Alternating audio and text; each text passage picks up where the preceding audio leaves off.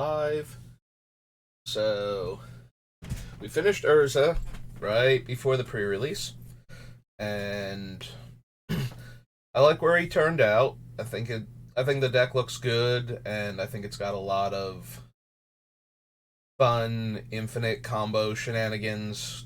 You know, fun, um, like Johnny style commander, where the whole point is to build combos together, and Urza just goes infinite with so many cards in his deck, so I think we got to a good spot with him. And now that new Phyrexia is out, I wanted to build. I wanted to keep doing what I've been doing, where I build around um, something from the new set. But the more I looked at the legends, the less appealing most of them were. The most appealing was building around Elish Norn. um, for those of you who don't know, when Elish Norn was previewed, one of the members of the rules committee, um, Sheldon, I forget his last name. It's like Marini, something. Anyway, it's Sheldon. One of the more well known members of the rules committee. In fact, I think the only other one I know is, I believe, Ben Wheeler, who does stuff with Loading Ready Run, was one of the more recent appointees to the rules committee to expand their roster. Anyway, Sheldon is often seen as the face. He's one of the. I think he is the most well-known member of the rules committee, and therefore is the face of them by default. Um, but he wrote online that he had tried to contact Wizards because, as a member of the rules committee, and due to the popularity, of course, my phone is ringing in the background. I'll have to see if anybody leaves a message. But anyway, um, like he had written online that he had contacted Wizards. So, oh wait, there it goes.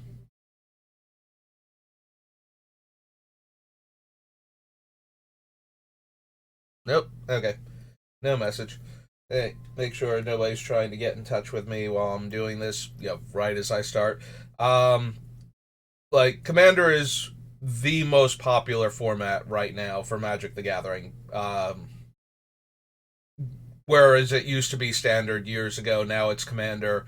So they take Commander very seriously, and the rules committee is outside of Wizards. Like they don't. Wizards does not control what they do, and they don't control a lot of things that Wizards does, but they do have influence with them. And so, before a set gets finalized, Wizards will send a document to the members of the rules committee to review that is basically the set as it's about to be, like, when it's getting close to being finalized, but while they still have time to change things, they send them this document to look over, which has all of the cards as they're planning to print them right now on it. And Sheldon had a very negative opinion and reaction to the new Elish Norn. And he had tried to get them to not print her as she is right now. You get twice as many comes in play effects. You get a Panharmonicon, and the opponents all suffer a Torpor Orb effect. He has a very strong negative opinion of that card and what he believes it will do in Commander. And I have to be honest, I and several other people that I've talked to, again, this is all our opinions, and we're not on the rules committee, so there is nothing about Norn that is so absurd that she would demand being banned in Commander. Like, don't get me wrong, her effect is absurdly powerful. Panharmonicon is a very popular card in Commander, similarly to Doubling Season, in that it lets you get twice as much of an effect, and players love that as a general rule. Those are whenever you double up on something, that tends to be a very popular card, especially among the more casual groups, regardless of how good the card is. If the card is actually good on top of that, then it just everybody loves it, and it's an insanely sought after card. So Panharmonicon being her positive effect was already going to make her a very popular card among the commander groups. Torpor Orb, by comparison, sees almost no play in Commander, except in the decks where it's not impacting them, but with the way most players build their Commander decks, Torpor Orb tends to be very negative for everybody. Comes into play abilities. Creatures in Commander have to impact the game almost immediately in most cases, because there are, 2 to 4 other players at the table who don't want to have that card kill them and will react to it if they can. And sometimes your creatures get swept away by wrath effects because somebody else played something threatening. So if your creature gives you nothing when it comes down, and doesn't, then it needs to either give you something when it dies, um, create an effect on the board while it's in play that allows you to generate some sort of advantage. It has to impact the board in some way, either by coming into play, by being present at all, or by dying. The things that impact the game by, like, let's say, attacking, require that your deck have a lot of ways to give it haste. This is why you see Greaves and Boots in almost all of my decks, is because creatures tend to die so frequently in Commander that I need that creature to get down and do its thing before it dies to make it have been worth casting it. Like, it's all well and good to dream about Atali getting you, like, card advantage every turn and casting all these free spells, but if you don't Boots or Greaves that dinosaur, it's probably never going to turn sideways. Like, if this thing does not come down with haste, you are never getting that attack trigger, and you will never get all the cool spells that you would have gotten. So most commander decks have a large number of creatures with comes into play abilities on them. That is one of the ways that you generate advantage in Commander, is by having your creature do something when it comes in and then requiring a spell to kill it. Even if it gets swept away with all of the other creatures, the important thing is that you got that effect. If it drew you a card when it came into play, if it made more bodies so that it had to be a wrath and not just a targeted removal spell, if it let you discard cards from the opponent's hand, countered a spell on the way down, your Venser, your Mystic Snake. It has to do something in Commander, and the most common way to do something is to have a comes into play ability. I have a deck that has one creature with a comes into play ability on it because it's a Super Friends deck, and it's like Deep Glow Skate, the one that doubles counters on things when it drops. The rest of the deck, all of the creatures are very defensive to stop players from killing my planeswalkers, like Peacekeeper, Silent Arbiter, those type of cards. So I can play Torpor Orb in that deck. The number of times I've had people just stymied entirely by Torpor Orb. And usually what'll happen in those situations is that they chose, Reclamation Sage as their artifact and enchantment removal type effects. They have like a Reclamation Sage and then the Acid Ooze and or Acidic Slime rather, and cards like that, and they're just stuck. Like, they can never kill Torpor Orb because their creatures don't have comes into play abilities. Their Aura Shards does nothing to it, and they just kind of sit there and have to not have, like, now their creature comes in play, it doesn't make any tokens, it doesn't buff their team, and it just ruins decks in Commander. So Norn having that as her second ability without affecting you, so you can still, not only can you use your comes into play abilities, but you get to use them twice. And your opponents don't get to use theirs while she's in play. That is a very, very powerful effect. Like, Norn in a vacuum probably should be in most white commander decks. The reason why then she is not the be all end all card and why she doesn't deserve to be considered for banning just because she is that powerful,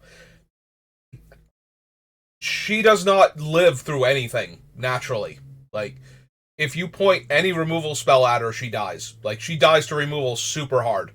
And if you don't cast anything else in the turn that you play her, you get nothing from her.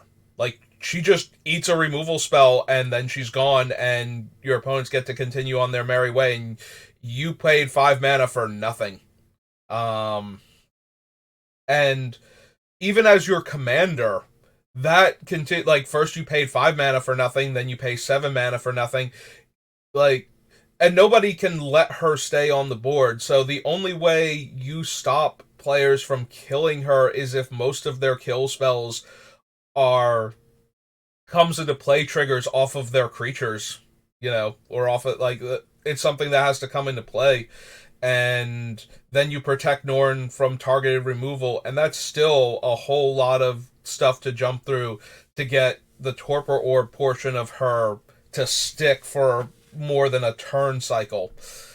So, yeah, she is very powerful. If she just stays on the table, if that effect just stays on the table for most of the game, you will probably win that game of Commander just because you have locked everybody else out of doing most of their cool stuff.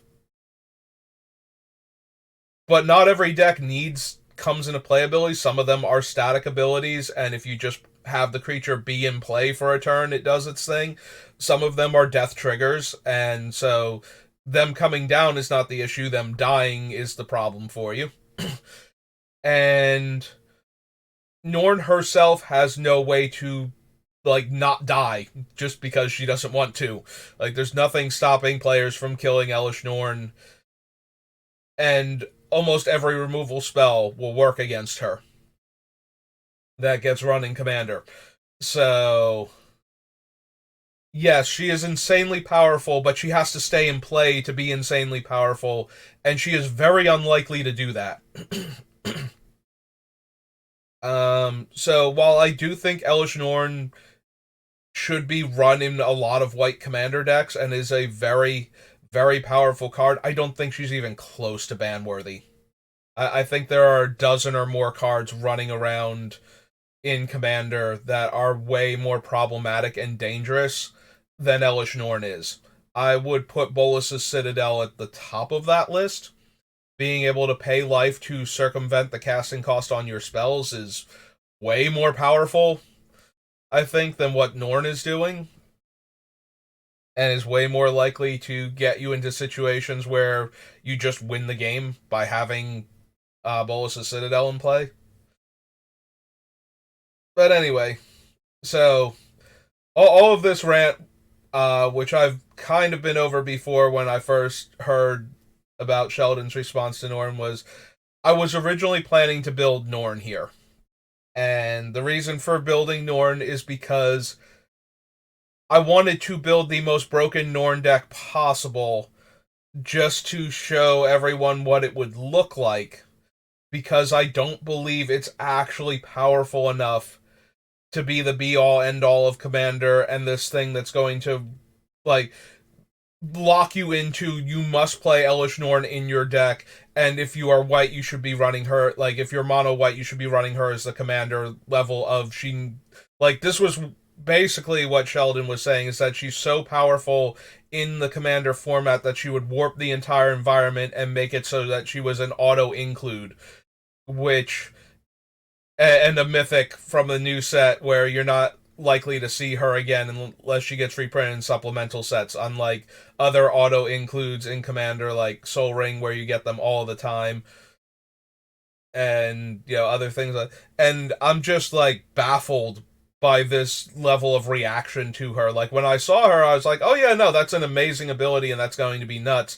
And his reaction was, "Wizards, please don't print this card. This will destroy Commander," basically. And while he seems to have calmed down a bit from that, his initial gut reaction was this was going to destroy Commander. Basically, you play Norn or you don't play Commander. You know, in any real capacity. Like if you're not playing Norn, then you should be at the kiddie table instead of wherever he's playing Commander, because this is all you're going to see all of the time. And it's just like, oh my god, that might be one of the most overreactive hot takes I've ever heard on a Magic card before. And I've been playing Magic almost since the beginning, and there have been hot takes on every card at every point in time since the game started and since spoilers were a thing.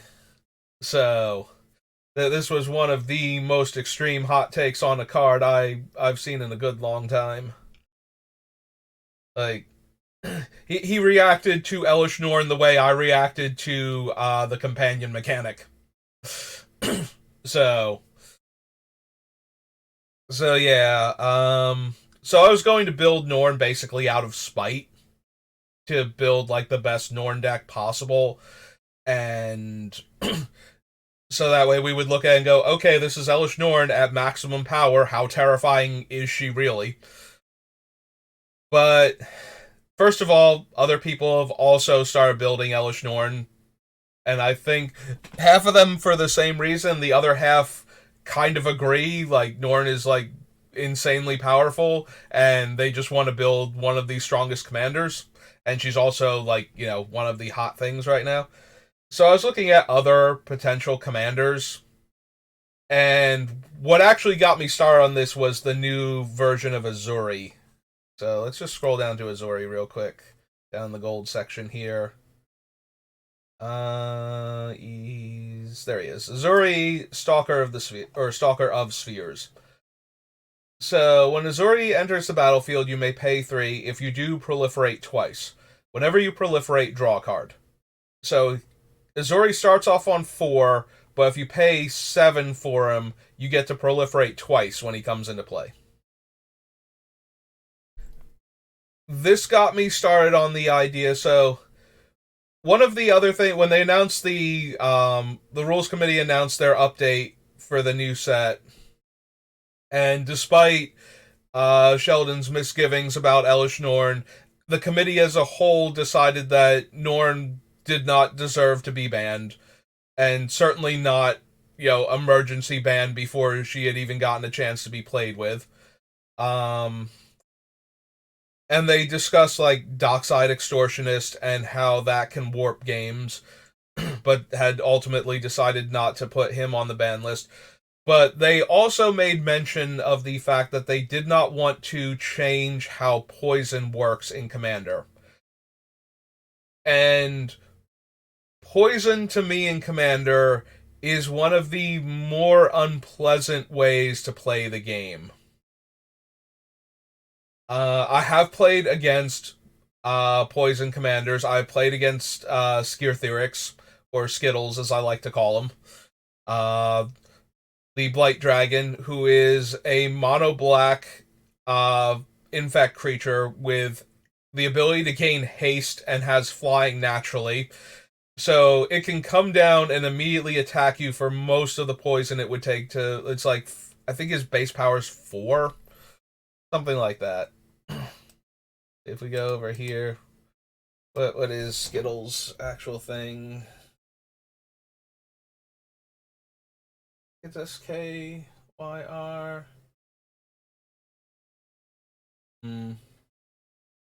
Like Skirthyrix. But trying to remember how to spell Skirthyrix is not going. Is it SKIR? That's going to bring up all the Skirk creatures. Yeah, it'd be faster to actually go to New Phyrexia, or no, he's Scars of Mirrodin, right? Scars of Mirrodin, black, legendary. real quick. Skit. Oh, it's Skithyryx, the Blight Dragon. So yeah, this is Skittles. This is a 5 mana 4/4 flying infect. He can gain haste and he can regenerate. I have played against this thing in Commander. It is a miserable monster to fight against. Games get over very quickly, and there's not a whole lot you can do against Skittles other than comboing him out or otherwise racing him. And the biggest problem with racing something like this in Commander, so in 60 card Magic, where you start off with 20 life, it takes 10 poison to kill you. So everything that hits you that has infect is effectively a lot like double strike, and you're not allowed to gain life. When it hits the player, it functionally hits them like double strike and prevents them from gaining life, because you can't remove poison other than with the card Leeches from Homelands, which deals 2 damage to you for every poison counter you have and then removes all of your poison counters. But in Commander, where you start off with 40 life, you still only need to take 10 poison damage to lose the game. So in Commander, it's basically quadruple strike.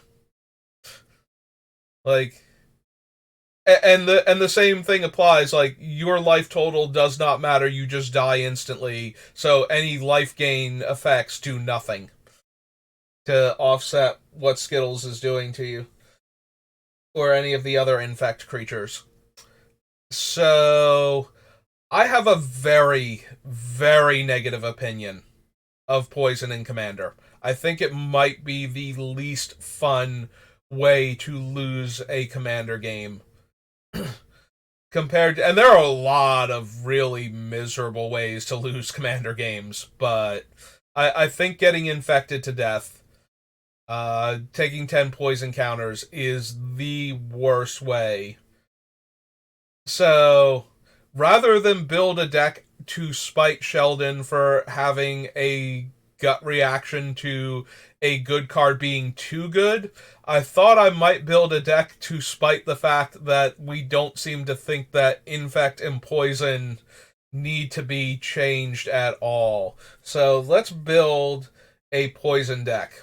Let's build a deck that's trying to get people to 10 poison counters and see what that looks like. See if that deck is not an absolutely miserable thing.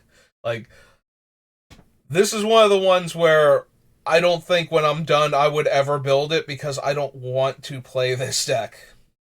But I want to see what it will look like. So the biggest issue, though, is that there is nothing in Phyrexia All Will Be One that feels like the appropriate commander for that particular archetype. Like, there is no bug poison commander. Now, part of this is because there are no 3-color commanders in the set at all. So, like, we jump directly to Atraxa from 2-color Legends. So while we have cards that work well with Infect and Poison and Proliferate, we don't have a good commander in the set. Like, Atraxa, this version of Atraxa does not care about poison counter. Like, the original Atraxa proliferated every turn for you. So at least if you poisoned your opponent with that Atraxa, you were killing them faster. But this Atraxa does not care about poison at all. She has keyword soup up here and then gives you lots of card advantage for casting her. So I needed to think outside of the set for a good commander, because the other option was to build Azori Stalker of Spheres and try to take advantage of his double proliferate when he comes into play, and that did not seem great. Like, it's okay, it would function, but we could do better than that. So I looked at the other bug commanders, looking for one that would interact with poison in some meaningful way, And the two that I narrowed it down to two, and then I went and double checked the partner commanders just to make sure there wasn't a pair of them that would do better. So the two I came up with were Yarok, who I eventually decided on, and Brokos from Ikoria. Brokos being able to mutate onto infect creatures and being a giant body meant that he could, if you like cast him on top of a blighted agent or something, and then you have this 6 power unblockable infect creature, seemed pretty good. But the other thing is there are a lot of creatures that proliferate when they enter the battlefield. And Yarok is a living Panharmonicon. So by playing Yarok, we actually get to double proliferate for several of our cards coming into play. So that's going to be the actual focus of the deck. We're going to try and get a handful of poison count. We're going to try and get at least one poison counter on each opponent, and then we are going to finish the job by proliferating them to death. So that is going to be our goal. So with that in mind, instead of starting how I normally would, where I would just go alphabetically through the sets, and instead of doing what I did with Urza, where I went through the sets in release order and just picked each one as I went and did it that way, we are going to start with the sets that feature the poison and proliferate mechanics as a focal point. So we are going to do All Will Be One, Scars of Mirrodin, War of the Spark. We're going to look at all of those first, and then we're going to look at the handful of poison creatures outside of that real quick. But we'll look at all of them first, and then we'll look at the other sets for cards that support what we're doing, because it's more important that we know what we have to work with as far as the proliferate and poison mechanics from the sets that actually focus on them have to offer. And since Gatherer does not have Phyrexia All Will Be One yet on it, we're just going to use the card gallery to go over the cards.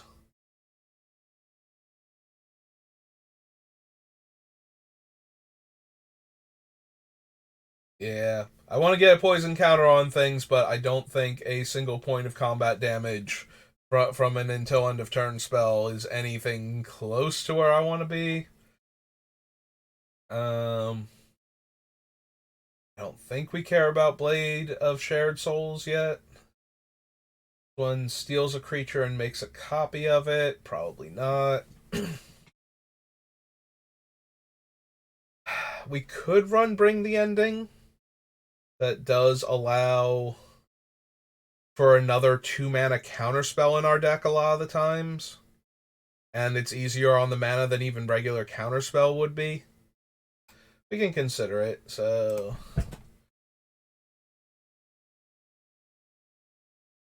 Oh. Did I just call it All Will Be One? Yeah, it's All Will Be One. Okay. Alright, so Bring the Ending.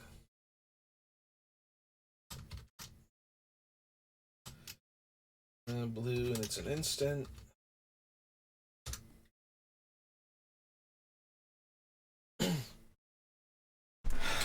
Distorted Curiosity. So it only costs 1 blue a lot of the time. Is 1 blue, draw 2 cards at sorcery speed worth an actual slot in the deck, though, is the issue. I'm going to assume that it isn't. Like, if I want card draw, I don't care. Like, it's a neat trick, but this is more of a card for limited than it is for... Or even, like, 40 or 60 card constructed, where drawing 2 cards for 1 mana is okay. Your thought casts and whatnot.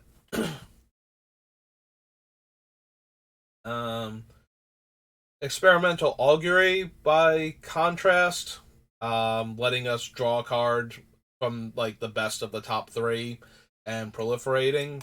Probably something I'm more interested in.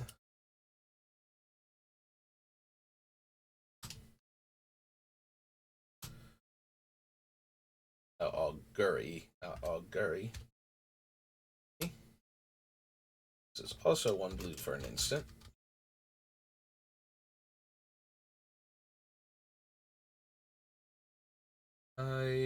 Just cares about artifacts, font of progress. We're not trying to mill. Enters the battlefield, you may tap it. If you do, proliferate. So that is an enter the battlefield trigger. I don't think he needs to be untapped either. Like,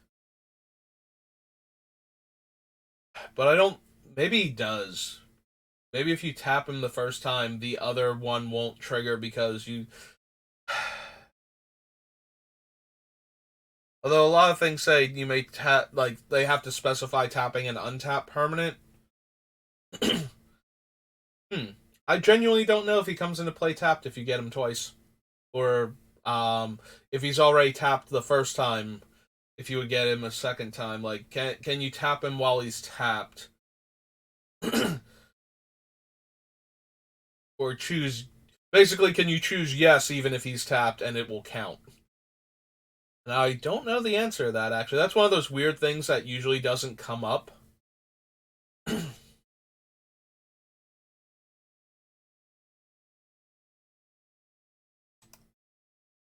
Give me a duplicate tab, but go back one. The main page. Where's the the FAQ, the release notes? Where that release notes? There we go. This thing's name is Gitaxian Anatomist. Gitaxian Raptor, Distorted Curiosity. Okay, so we skipped over him entirely. Oh no, wait. Hang on, this was. I'm sorry, I saw the two cards next to each other. But that wasn't the individual cards. Traxa, Black Cleave, Blue Suns, Conduit, Approaching, Jury, Filigree's F, G. Nope, nothing for Gitaxian. Yeah, I don't know how that actually works. So obviously, you can't tap something that's already tapped to pay a cost. But this is a trigger. Maybe he still doesn't work then, because it's still, if you do, so he wouldn't become tapped by it, he would just stay tapped. It probably works like that, so we can't double up on him even if we wanted to.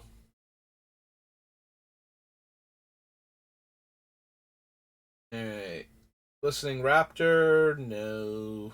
Go to Glistener Seer. Oh no, Gitaxian Raptor. Glistener Seer. Ichor Synthesizer.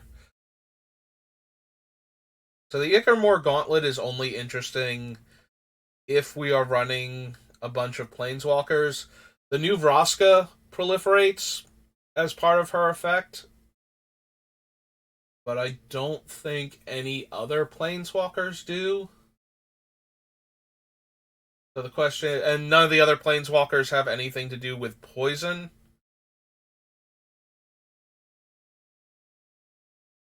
Venser flickers. I'm trying to think if anybody else flickers to re-trigger comes into play abilities. We'll add it to the list, but I don't know that there are enough Planeswalkers that we would even care. Like, enough ones that we would run. Oh, Ichor Moon, not Ichor Moor. Not that it matters, the thing still doesn't believe it's a word, and I don't blame it. Jace does not do anything to increase poison, including it doesn't get the creatures through unchecked. Like, I might be interested in Planeswalkers that make our creatures unblockable to get the infect creatures through and the toxic creatures through, but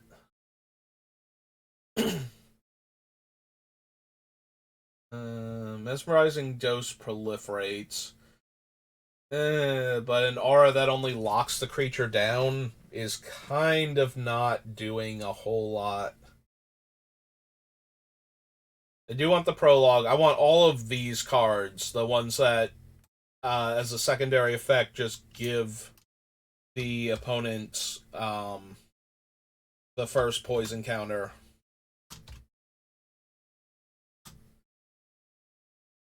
Hyresis. Blue and one is an instant, right? Yeah.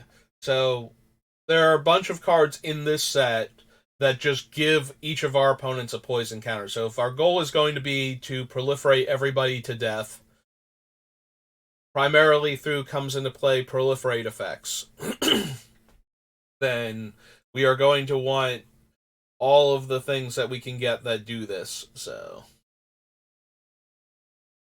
just to make absolutely sure the ball is already rolling and we don't ever actually need to make contact with the players.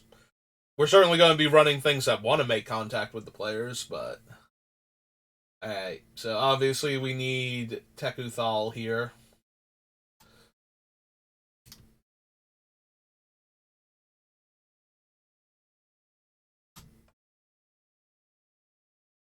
Inquiry Dominus.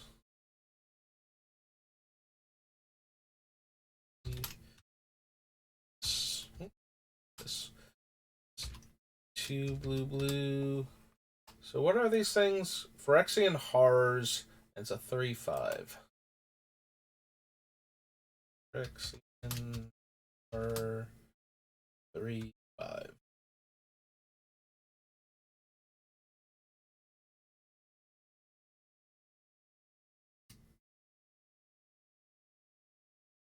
The artifact enters the battlefield, draw and discard, put a card from your graveyard on the bottom. No. Alright, we skipped over Thrumming-Bird, but Thrumming-Bird's a reprint, so we will get that when we get to the actual, like, the previous The Scars of Mirrodin set. Unctus lets us draw, well, lets us loot a lot, but not doing anything else. Excuse me.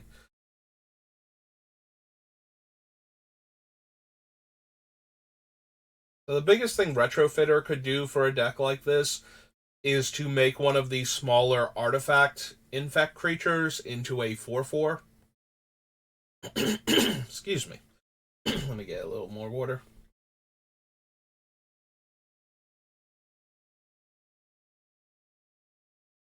Which I don't think is worth it. It doesn't seem like exactly where I want to be. I'm not a huge fan of Vivisurgeon's Insight either. Spending 5 mana on my turn to proliferate once and draw 3 cards seems not great. Like, we can proliferate way cheaper and we can draw cards way more effectively. Or get a lot more proliferates. Like, I'm thinking of the enchantment that just, once it's in play, you proliferate every time you cast a spell.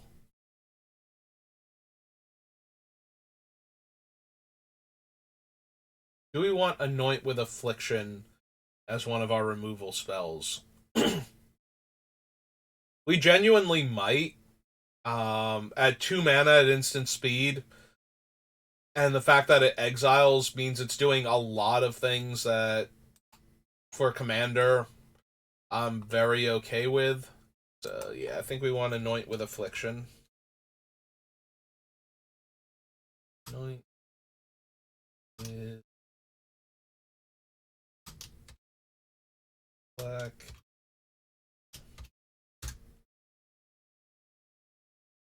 Dross.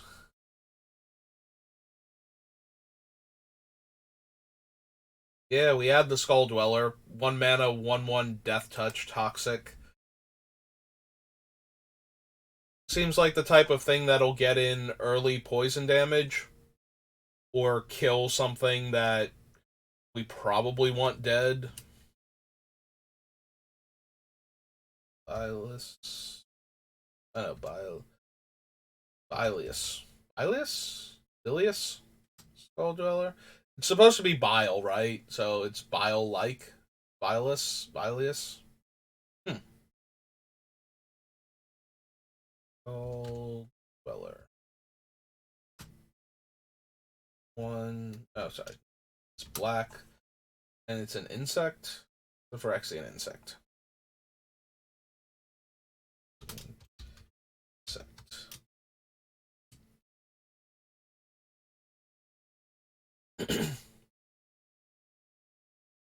Twilight's alright. Think we will take the Blight Belly Rat, though. Ooh. Yeah, still very phlegmy. The Blight Belly goes before Bring the Ending. Blight Belly Rat. One in black. Phyrexian Rat. 2.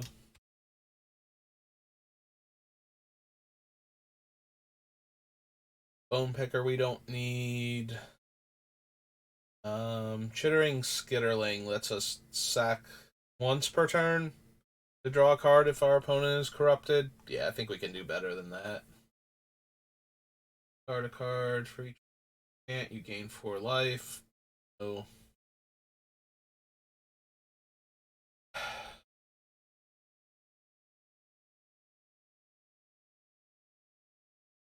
So for Drifnod to be a thing, we need multiple death triggers that care about either proliferating or adding poison cast. I know there's more than just the Blight Belly Rat. I don't know how many there actually are, though. I know there are a couple from Scars of Mirrodin, though, so I think we add Drivnod for now, and then we cut him if there aren't actually enough. Cut her? No. Drivnod and the other one that we already have on the list, the blue one, I think are the guys. The white one, the green one, and the red one. Drivnod, Carnage Dominus.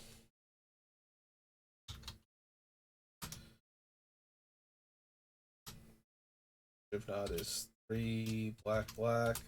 Also Phyrexian Horror, probably. Since it's an 8/3. Phyrexian Horror 8.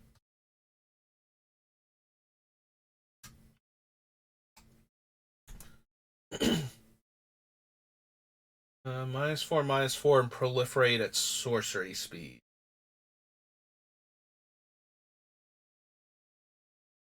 That one's a lot worse because of the sorcery speed. Like,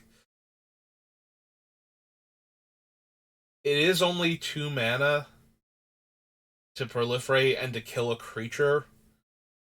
I suppose I can put it on the list because it's a removal spell that is doing the thing that we want, but I don't think we're going to wind up running it at the end of the day just because of the sorcery speed.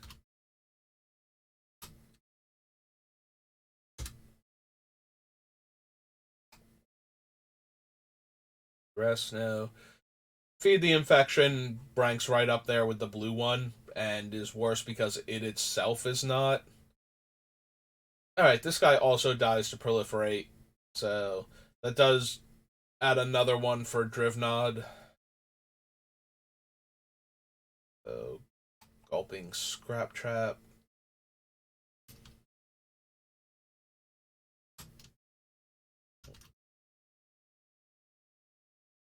Scrap Trap was all one word, right? Born a Black. It's also a Phyrexian Horror. Yep.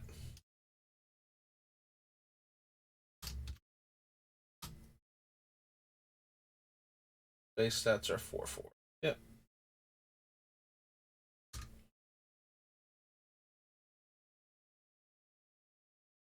Have Infectious Inquiry. There's another one of the cast the spell. Everybody gets a poison counter.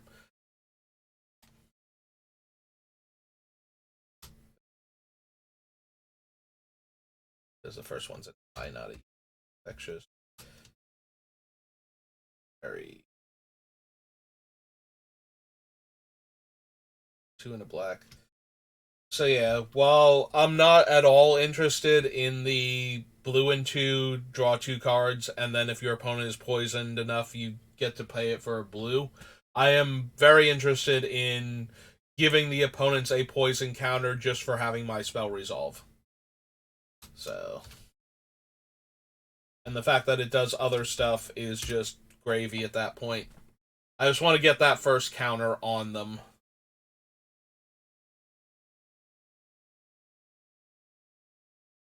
How many of these things actually are rats?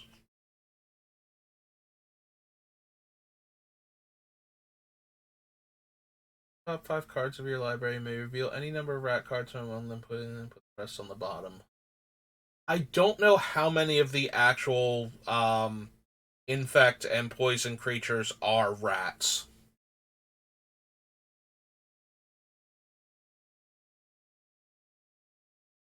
So I don't know how many things Caramonics can actually hit. We'll add him to the list also, just because. Caru Onyx, the Rat King. This is one black Phyrexian rat.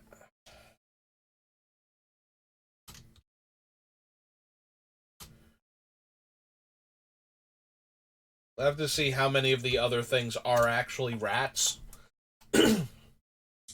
Because if we have a bunch of infect rats and then they gain Toxic 1 on top of that, I'd be very okay with running Caramonics, but if it's going to be like there are 5 rats total in the deck, then it's kind of like, no. No, we don't need to do that.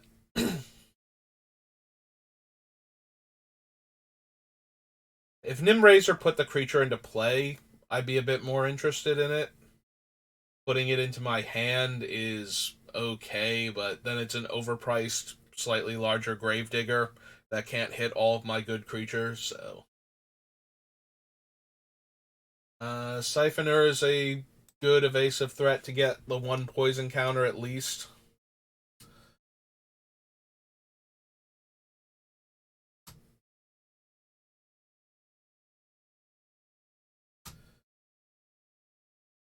Okay, so Siphoner just not a word as far as is concerned. A Phyrexian insect.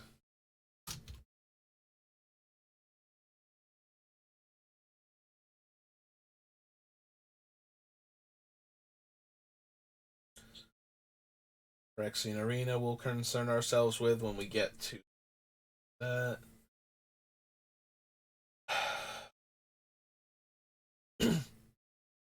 4 mana, Toxic 2. I think the thing I'm saddest about for trying to build this deck is they did not say Infect or Toxic on the cards that affect creatures with Toxic. Obviously, they can't retroactively make the things with Infect or that care about having Infect care about Toxic. But the fact that it's 2 different words and it's not batched means that we're going to have cards where it's like, well, this thing buffs everything with Toxic, and this thing buffs everything with Infect, and never the twain shall meet, unless we give an Infect creature Toxic, or vice versa, which I do intend to do, but it is kind of frustrating that they don't play well together at all, despite being the same end goal mechanic.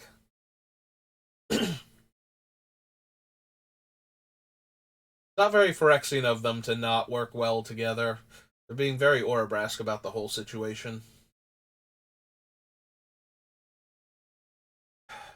I don't think that a 4 mana Toxic 2 creature, even with Menace, is going to be good enough for the deck. I think I get more out of the Hive Master dying into another Toxic creature than I would And it is another death trigger for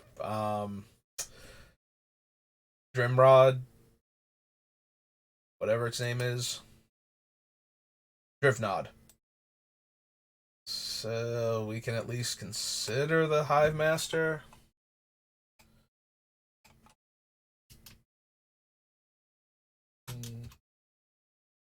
If Hive Master one word, yeah, it is. Black. A Phyrexian Warlock.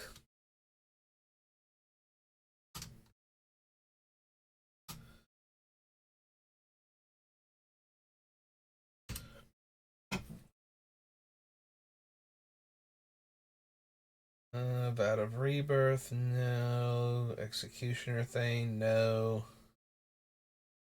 Alright. So Vraska is 6, or we can play her on 5 and just have her start off at 4 loyalty. So uptick to 5 immediately instead of upticking to 7. She can kill stuff. We draw a card, we lose a life, and we proliferate. Yeah, I'd be okay with that. So Vraska Betrayal Sting.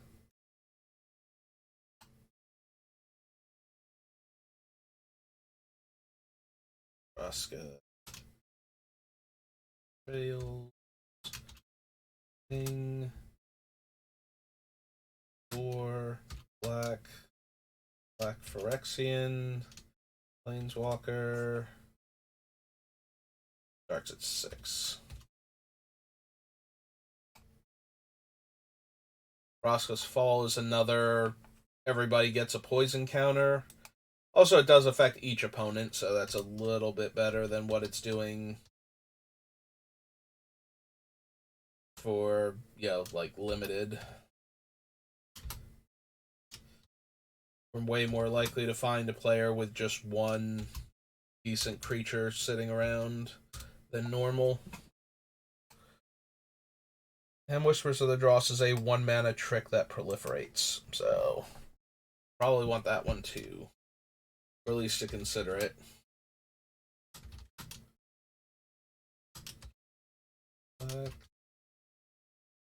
Okay. Just need the green and the gold cards. All good for all is one. Alright. 3-mana creature comes into play, proliferates. Basically what we're trying to build the deck around, so. Yes to the otherwise underwhelming Spore Singer. Spore Singer is all one. 2 greens, a Phyrexian Dryad or Druid? Druid.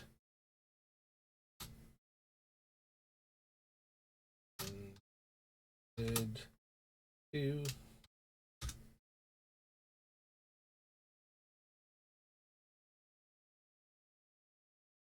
Contaminator is trample, toxic, and proliferate when it hits, so that as well. Blight, footed.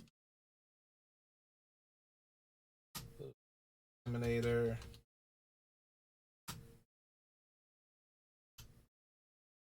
Green. Rexium Beast. Cool.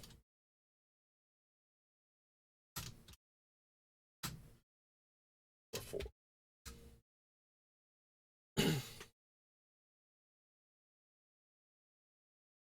Creature that can sacrifice itself to disenchant or proliferate. Yeah, we should consider that one too. Anchor Bloom is its name.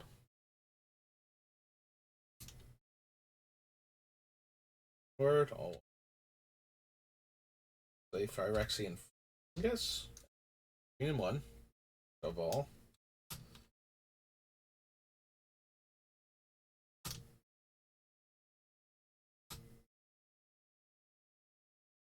Say 3-2, right? This thing just had great stats.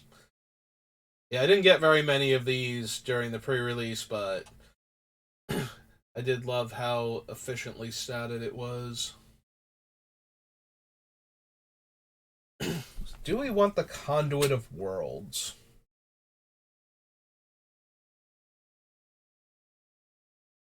The playing lands from our graveyard, I gotta be honest, is kind of whatever. But the ability to recast one of our non-land permanents from our graveyard seems all right. Yeah, I don't know that we're going to be able to take advantage enough of the static on it, let alone be like get into a position where we want to recast one of our dead things rather than.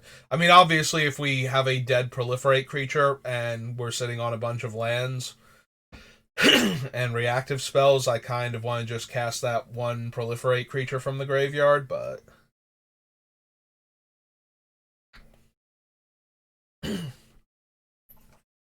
Alright, Contagious Vorak.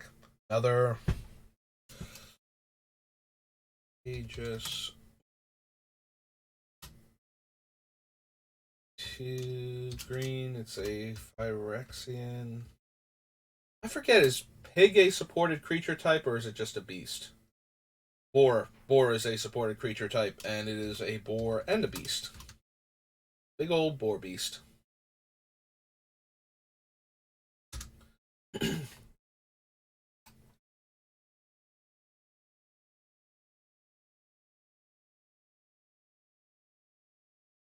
Yeah, if the Copper Longlegs actually had Toxic, I might be interested in it.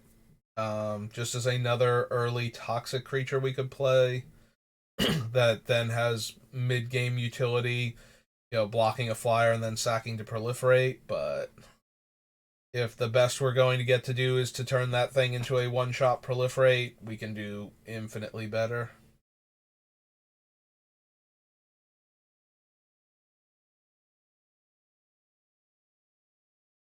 Yeah, Icar Spit Basilisk isn't much better than the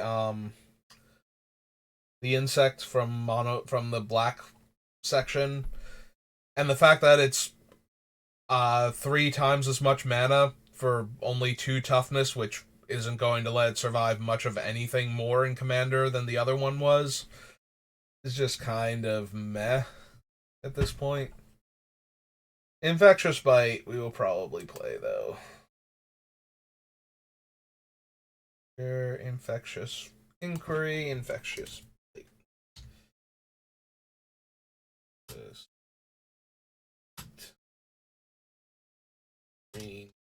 Instant. Yep, standing by my guns of we are going to run all of the things, or we're at least going to consider everything that can just reach out and give an opponent a poison counter. Well, all of our opponents a poison counter. If it only gave one opponent a poison counter in addition to its effect, I probably wouldn't even care that much, but since it guaranteed puts a counter on each creature, or each opponent rather, I am down for that. Mm. Yeah, sorry, Nisa, I don't think your Phyrexian form is where I want to be. Yeah, see, this is one of the examples of a card that's really good if all of the if it affected toxic and infect creatures, if it gave all of them toxic 1, but since it only cares about toxic, we kind of only get it on the things from this set, and there's only like 2 cards, I want to say, that give toxic. Actually, isn't one of them an aura that's in black? Did I pass by that thing and never consider it at all? Like, it's probably not good enough to make the deck, but I skipped over Necrogen Communion before.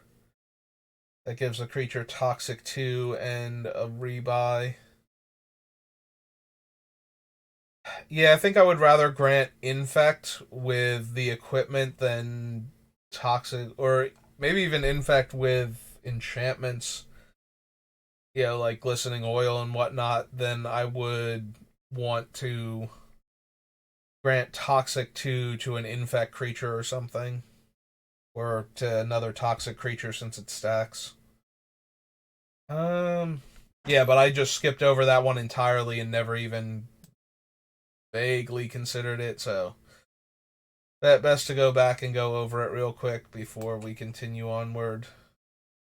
Because it does matter if I want to run something like this that I could give more toxic, that I can give toxic to creatures without it, so that way I can, give more toxic to them on top of that. That way they get included.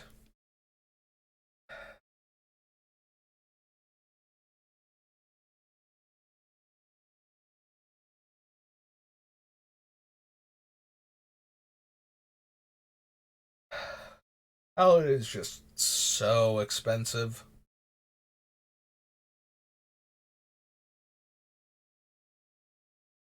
Like, it's okay, but I think I would rather have a larger infect creature where any other pumping effects just make it kill the opponent. Like, if this thing were just cheaper and had less actual power because it was just going to toxic the opponents to death, I might actually be more interested in it.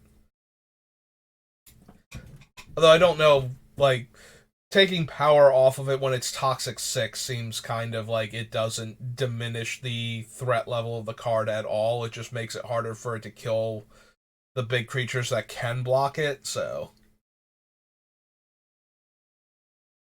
yeah, I don't think a 7 drop that does nothing else. Like, this thing literally needs to gain haste and attack the turn it comes down, or it's never going to do anything. And I feel like a lot of the time it's just never going to do anything. Thirsting Roots. We can get basic land from our deck, or we can proliferate. I suppose I add it to the list to start with, and then we figure out if we actually, like, how badly do we need, like, how short are we on good proliferate cards that we need to run Thirsting Roots?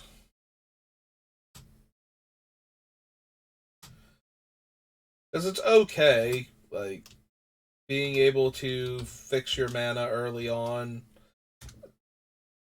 or keep a hand that's good if it just had, like, one or two more lands because it is one of the one or two more lands. But then when we have enough lands, we can just use it for the other half.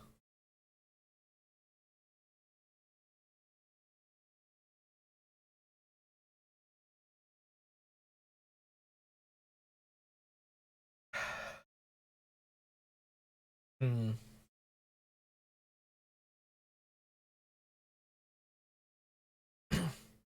Like, the Atrocity is okay with haste.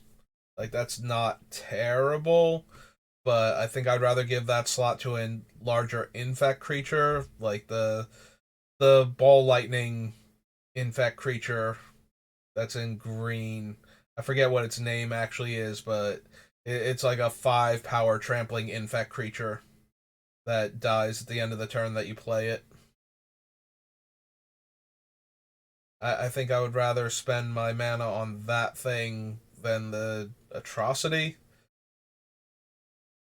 But the 7 mana, 8 power haste trample toxic 4 creature, that's a thing I want to ambush somebody with where I give it infect and it just one shots them from full. So that one I'm a bit more interested in.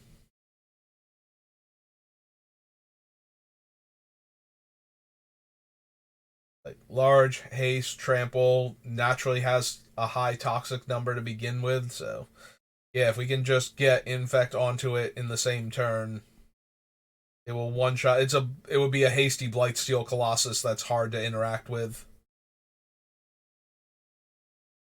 Hey, I am down to give Tyrannax Rex TYRR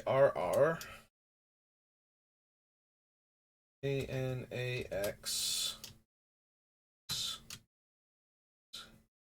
4 3 Phyrexian Dinosaur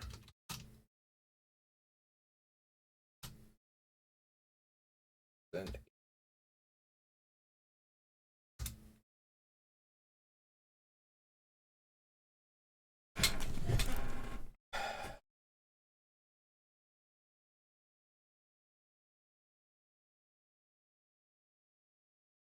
so Tyvar's last stand. So in the normal constructed infect decks, you get a lot of protect my creature from targeted removal to stop the opponent from stopping you from just infecting them to death. Tyvar's stand feels like the type of card that would go well into infect decks because it both protects it for 1 mana and is a pump spell for extra mana that can just let you get there. I don't know how much we would need a card like that in this deck, though.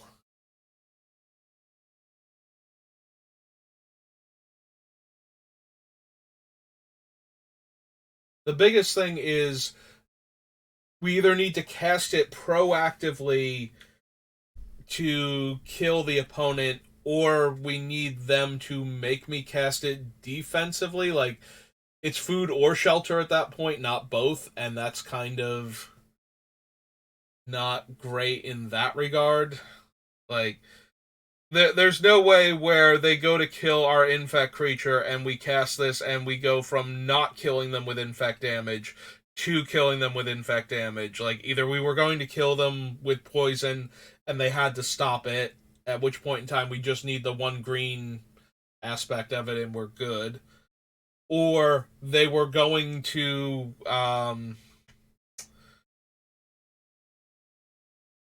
not die to it anyway.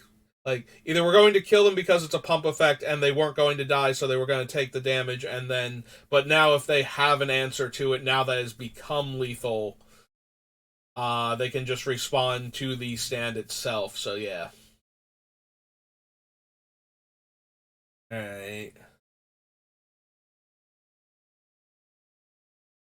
The Rot Priest only gives the counter to a target player, but it doesn't care who targets my stuff. So when I target it, I get to give out poison counters, and I don't have to poison the person that targets my things. So,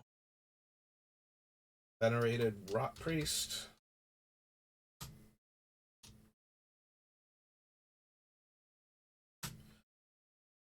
Green. Phyrexian. This is the Phyrexian Druid. Or no, the other thing was the Phyrexian Druid also. There's no Phyrexian Dryads thing. Druid. The 1/2, right?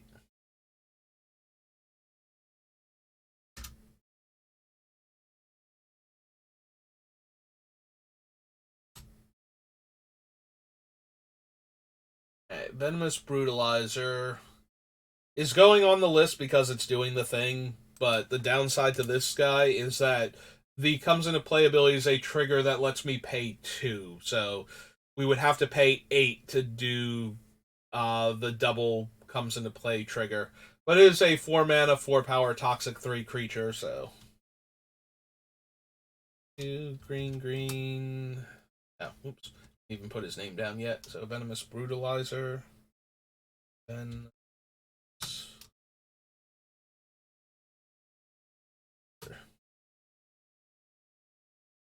Ow.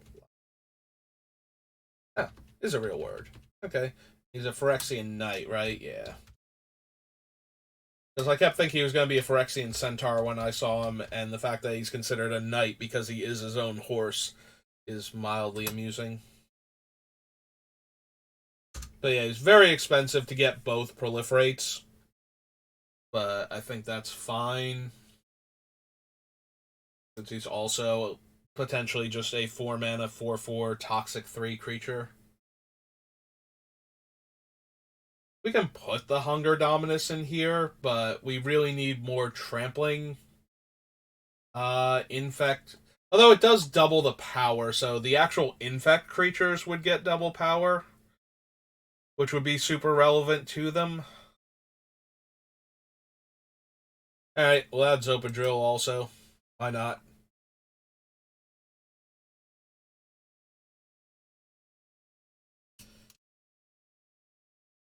Oh, Zopandrel, not Zopadrill.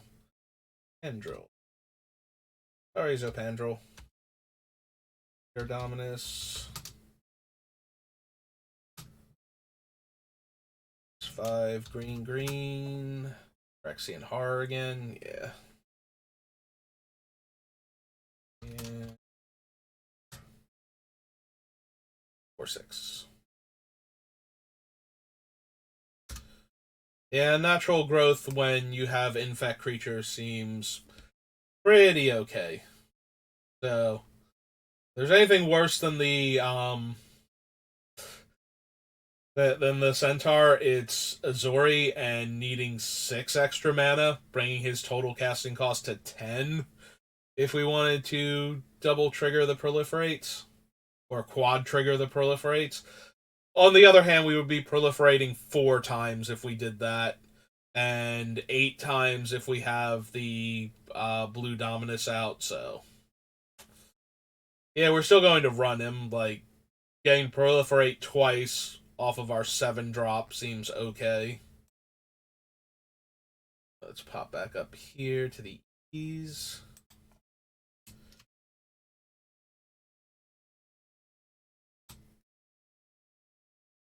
Stalker of Spheres.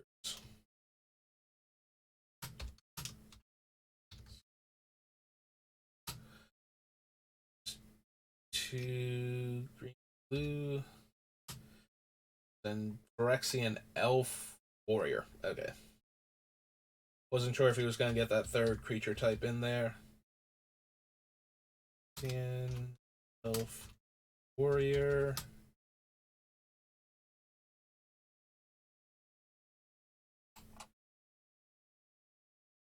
First strike, Death Touch, deals combat damage to a player, draw a card and lose a life, destroy an enchantment, or remove up to 3 counters from a permanent. So, nothing that my deck cares about. Got it. 1 or more creatures deal combat damage to a player. You may return one of them to its owner's hand. If you do, you may activate loyalty abilities of Kaido twice this turn rather than once.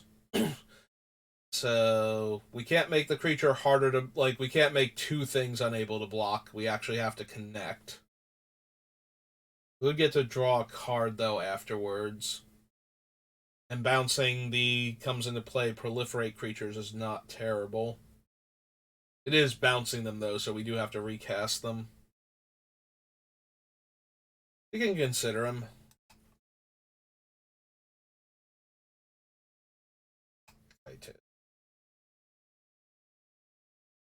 Kaido,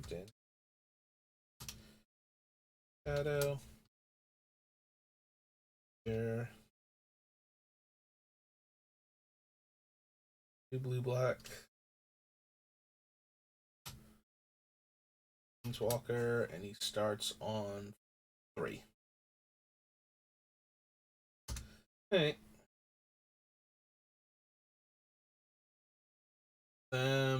Necrogen Rot Priest. Again, this is one where if they actually made it so it affected Toxic and whatchamacallit, it would be doing so much better. Especially since there are only 2 things that give Toxic. And we're not running one of them already.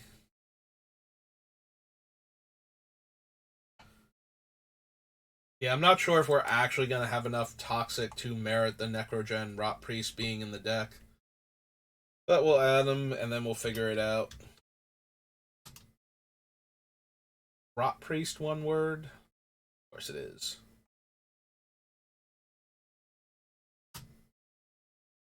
2 black, green. It's a Phyrexian Zombie Cleric.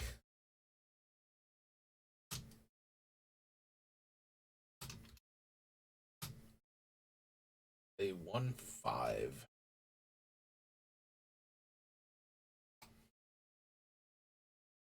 Alright, we're definitely going to want the Tainted Observer, though. Seems very much like what we're all about.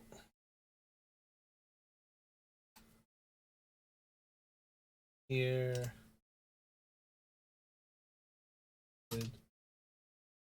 Observer.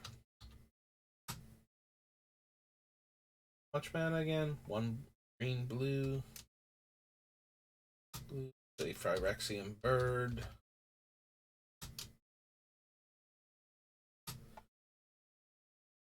Say two.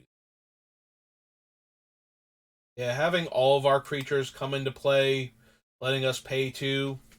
So it's a little bit rough with a creature like the Centaur where it already costs 4 mana, so it coming into play lets us pay 2 more and then another 2 more. But if every creature we have in the deck has that effect on it, some of them are going to be a lot cheaper and we're going to be able to keep paying the extra mana each time to get multiple proliferates every time we cast a creature spell or have a creature token enter the battlefield. So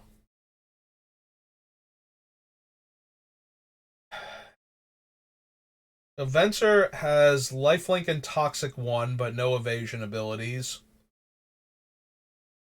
When we proliferate, we either make the Hollow Sentinel, which is a 3/3 that doesn't have any way to give poison counters, or target artifact creature I control gains flying and lifelink. So also not doing much of anything. Yeah, for a guy that cares a lot about proliferating and naturally has toxic, Venser's Corpse is not doing anything for me. Voidwing Hybrid, on the other hand, being a 2 mana, 2 power, toxic 1 flyer that comes back every time we proliferate, is kind of what my deck is all about. So, Voidwing Hybrid is the name.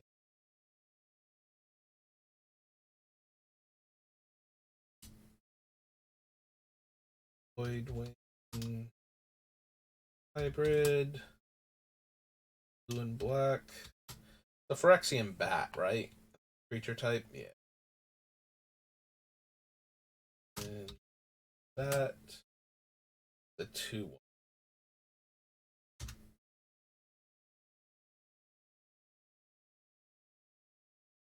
Okay, Skitterfang can give flying, vigilance, death touch, or lifelink.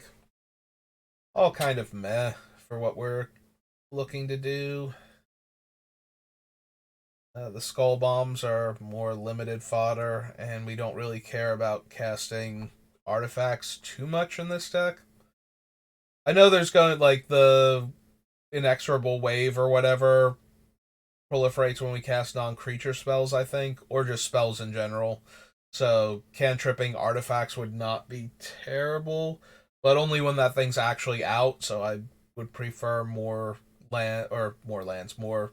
I'm looking at mirror and safe houses. I would prefer more effects that I already need, and then we can add stuff afterwards. Prosthetic injector, though, we should very seriously consider, since it does give toxic to anything. Oh. PROS. Prosthetic.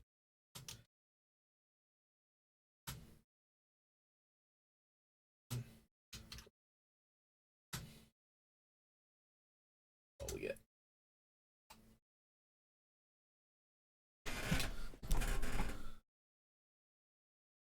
I don't think I care about the rib skiff at all. Staff, destroy target permanent I own. Pay 2 life out of mana. Pay 3 life, proliferate, and 5 to untap it.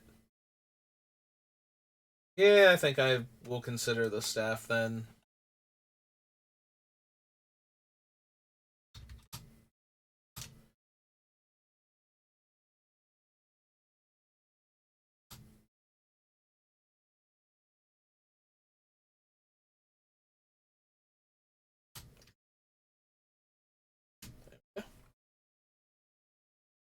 Yeah, tap, pay 3 life, proliferate, and then pay 5 mana to untap it to proliferate again seems okay for what we're doing. Alright. Tap, add one mana of any color. Only if it entered the battlefield this turn. So Mirix is mostly a colorless land. 3 tap, make a 1/1 Phyrexian Might with Toxic 1. Can't block. Do we want Mirix just because it lets us make armies of 1/1 toxic creatures? My gut instinct is yes, we do want that.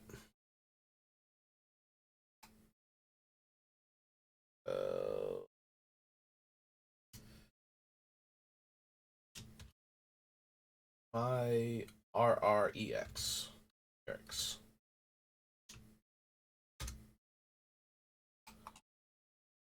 The gardens become a non-token artifact I control. Even with, like, we're going to be running things like Panharmonicon and Contagion Engine and whatnot, things that if we have the resources we will want another copy of, so we can use it more often or so we can double up on the things, but I don't think we need Mycosynth Gardens to do that. Phyrexian creature spells and tap target 1/1 gets +2/+1.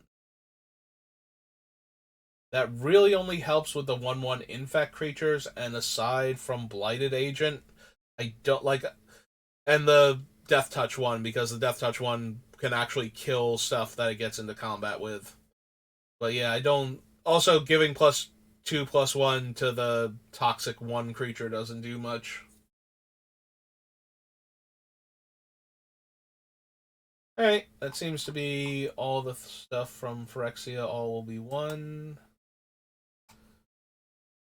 Hop back over here.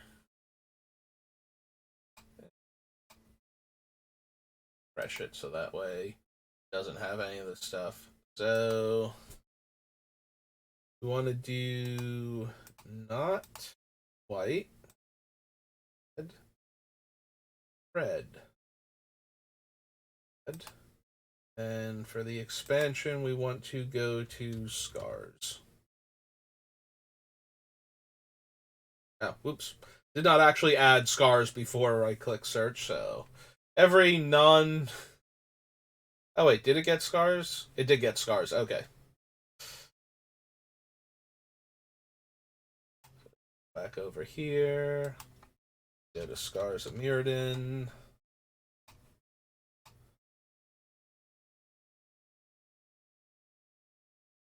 +3, destroy target equipment, dinosaur beast. And then return to the battlefield. Creatures have hexproof. Always an interesting card, Asceticism. 4 mana, 2 power, haste.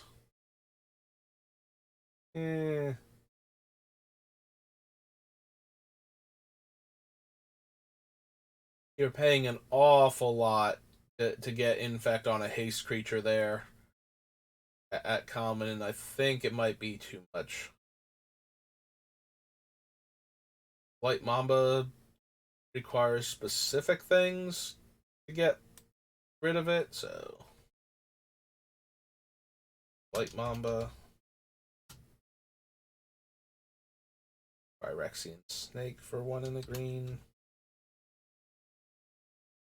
I mean, it's not particularly hard to kill Blight Mamba, but it does get around random things like, Blasphemous Act or more recent wraths. If somebody would rather run the one that can't be countered from Ravnica, Supreme Verdict. If they'd rather run Supreme Verdict because it can't be countered instead of Wrath of God in their white-blue deck, then our Blight Mamba actually gets to live through that. So it's not unreasonable to run a 1/1 regenerator with Infect. 2 life, no. Craft, Carnifax Demon.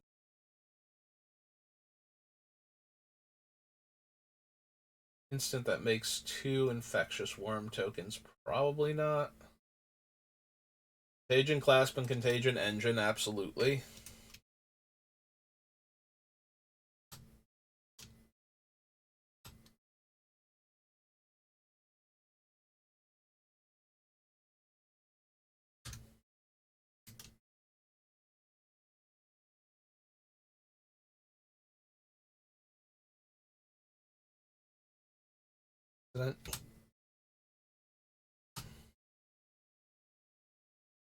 Is Contagion Clasp? It's not 2. Yeah, it is 2. It's 4 to activate. Contagion Engine is 6 and 4 to activate. Okay. I was like, wait a minute, did I do that wrong? Is Contagion Clasp actually 2? But it is. Yeah, it's in my Planeswalker deck, and I do remember killing Riss very early because my brother plays Riss a lot. So we would often play the 2 decks against each other, and that's why I thought it was 2. And then I'm like, wait a minute, am I misremembering this? Because I also associate the number 4 with it, and that's because that's the activation cost.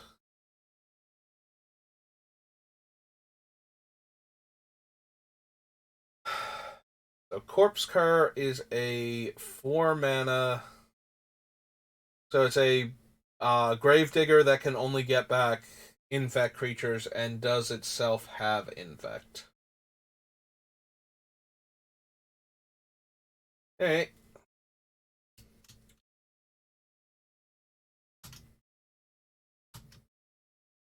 4 mana. Art Phyrexian Dog.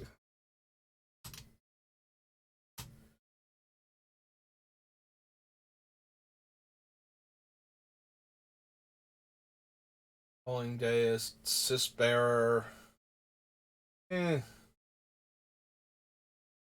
Like, I want infect creatures, but at the same time, it's kind of super low impact as a 3 mana 2/3.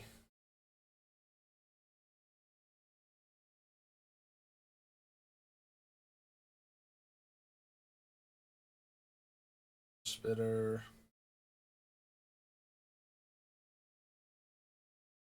Lord of the Vault. Grafted Exoskeleton. Yeah, we kind of need Grafted Exoskeleton. What we're doing.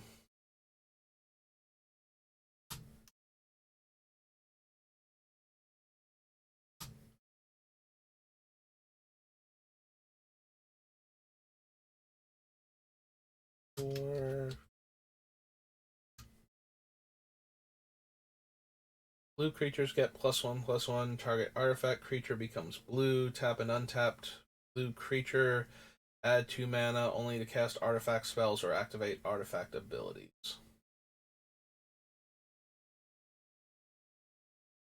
Darkness, Halt Order, Hand of the Praetors.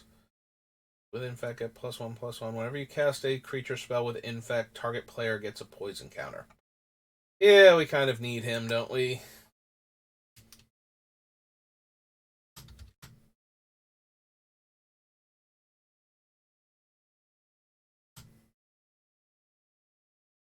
Three black.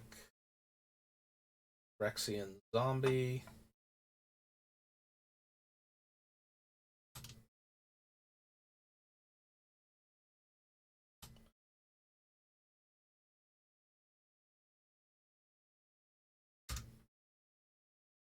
Alright. Well, there's Ichor Rats, so we found another rat that has poison. Each player gets a poison counter. Tiny bit dangerous to get one ourselves, but if we're doing all the cool stuff.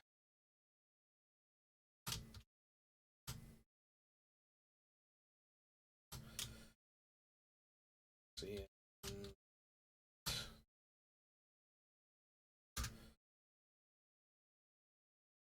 Exorable Tide, also Ichor Claw Mirror. So it's a 2 mana 1/1. Becomes a 3/3 if it's blocked. That seems underwhelming. Again, the other ones, we have the Death Touch one, we have a regenerating one. Just being a 2 mana 1/1 seems not great. There's an Inexorable Tide.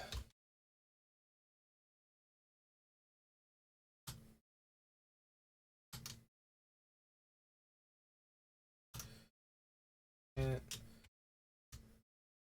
it non-creature spells or is it any spell? Whenever you cast a spell, proliferate. Yep. Yep, seems good to me.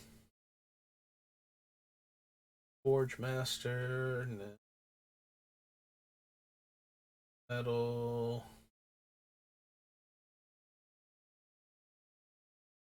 Livewire Lash is mildly interesting because of the infect creatures. Like, it makes it so if our opponents target them, we can throw around some poison counters or some -1/-1 damage to creatures.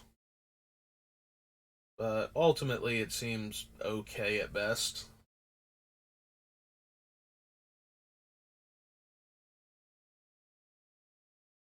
Censor.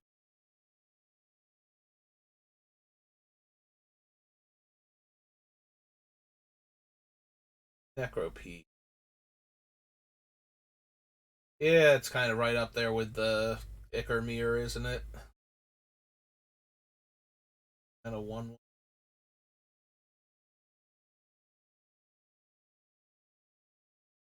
Oh, it's kind of hard to say no to a Nim Death Mantle, especially with all of our creatures wanting evasion abilities. Death Mantle, one word, I forget. It is.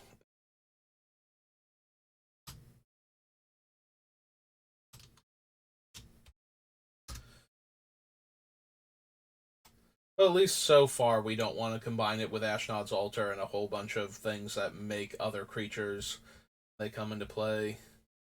I have to see how long I can avoid succumbing to that desire. We have Plague Stinger.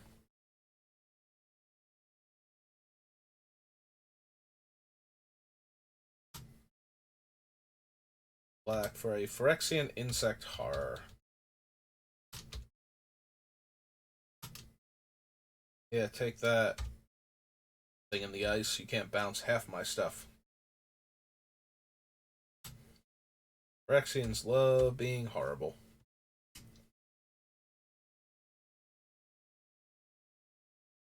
No. These things. Putrefax. That's the Phyrexian Ball Lightning or Effect Ball Lightning. Do I actually want this thing though?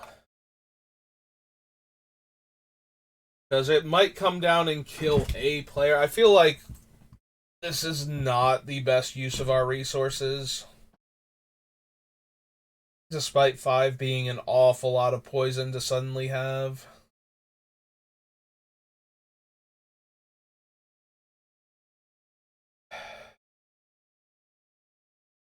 Yeah, that's not gonna do what we want it to do. At that point, I might as well just use a green card to blow up the artifact. We should probably still run Skittles. Seems okay, despite his intense black mana requirements.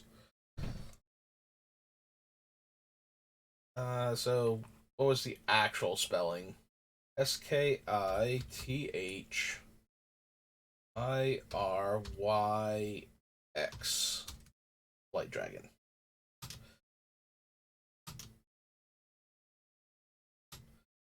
3 black Phyrexian Dragon Skeleton. And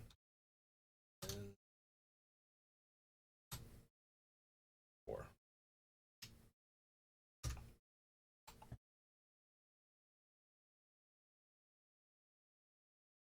Steady progress, yes.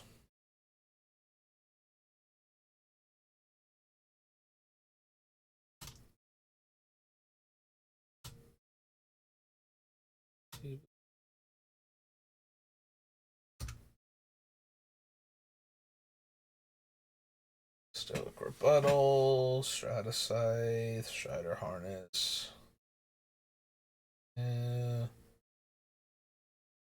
Gets +1 power and gains infect until end of turn.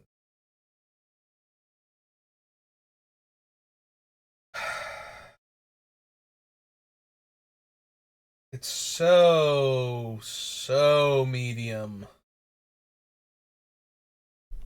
Like, the thing has to go unblocked. Then it has to actually not have infect. It has to be one of the toxic creatures instead.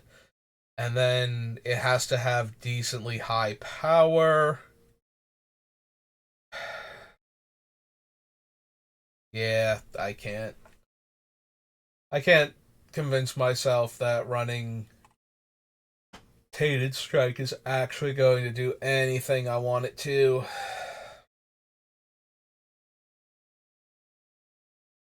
Tangle Angler is 4 mana for a 1 power creature. Throne of Geth, we need enough artifacts. And I don't think we're going to have enough artifacts that we want to just throw away, is the issue. Not that we can't run, not that we won't be running a bunch of artifacts or we can't afford to occasionally sacrifice them. I just feel like most of the time, this thing, we're going to sacrifice it to itself more often than we're going to get like multiple activations over several turns. There is Thrumming Bird, though. Old Phyrexian Bird Horror. List.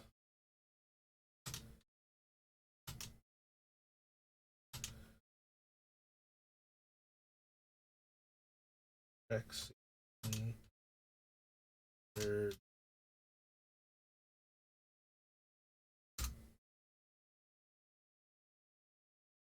Alright, the Black Trigon gives -1/-1 counters. The Green Trigon makes 1/1 insects with infect.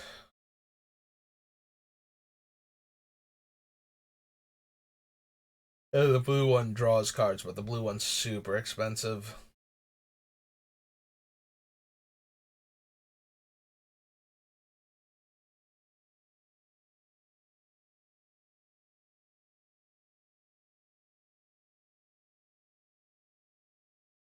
Kind of interested in the Trigon of Infestation, just because it makes 1/1 infect creatures.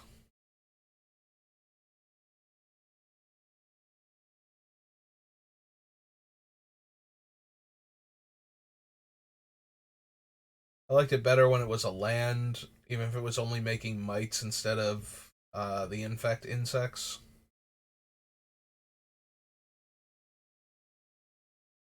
I guess we added to the list.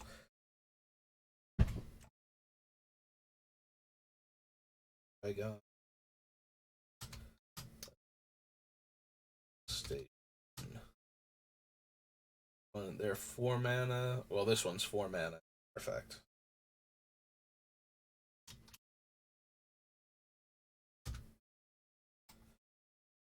Yeah, blue one, Tumble Magnet, Turn Aside, Bolt Skyward. Have to pay a black to have it gain infect. Probably not. Target creature. Stand Death. And Wormcoil Engine.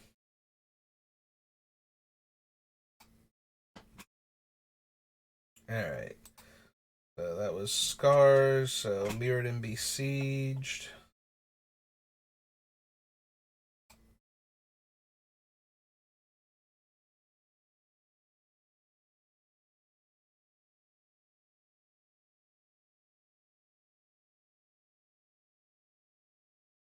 Ooh, Black Sun Zenith.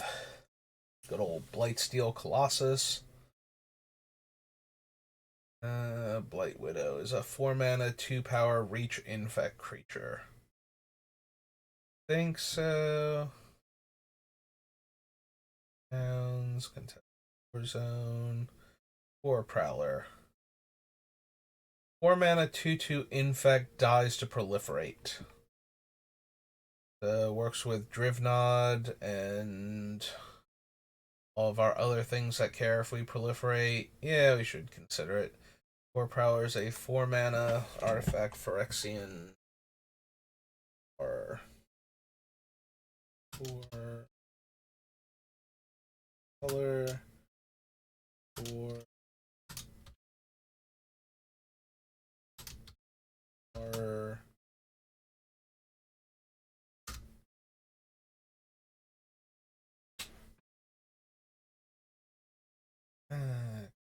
Corrosion, Corrupted Conscience. Actually, that's true. Corrupted Conscience works. We just steal something and then give it infect. We steal big creatures from other players. Yeah, okay.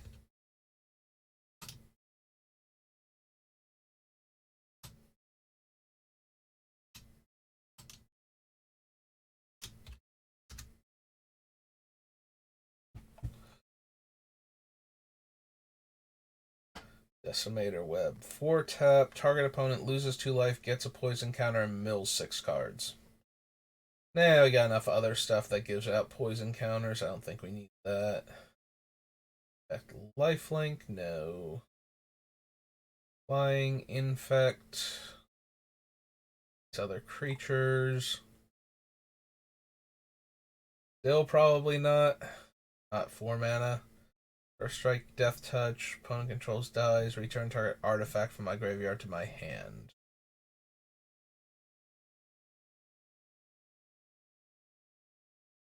The Throat, Green Sun Zenith, Gruesome Encore, Flying Revelation, Inkmoth Nexus.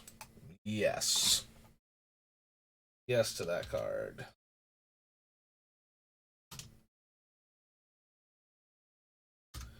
Yes to that. Oops. Yes to that Flying Toxic or Flying Infect. And Nexus, not XX. I don't even know what an XX was. My neck, but in like Essex or Sussex. It's a really weird place for my neck to be, and I'm very concerned if the rest of my body is actually there or not.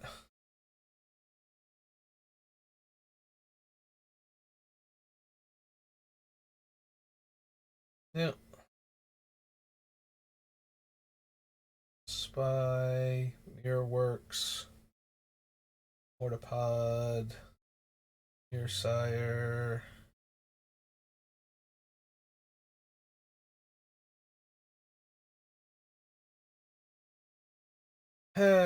Phyresis. So this one's a bit less straightforward than the other one only gave Toxic 2 and then let the creature come back if it died, but a lot of the time we are going to just lose the creature either to targeted removal that exiles it, graveyard hate in response to the trigger, opponent's just not caring enough, and now it doesn't have the extra toxic, so it won't deal as much poison damage anyway.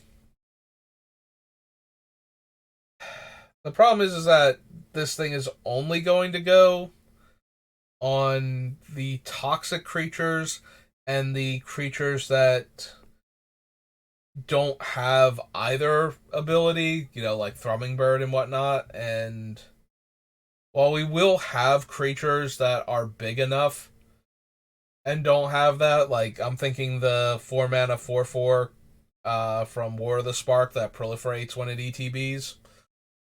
I don't know that we're gonna have enough creatures of that size, and Phyresis is just asking to be 2-for-1. Like, so is Grafted, whatever it's called, the Exoskeleton, because if it leaves play, it kills the creature. But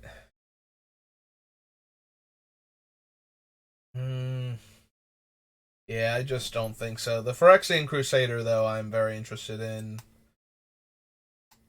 Phyrexian Zombie Knight there.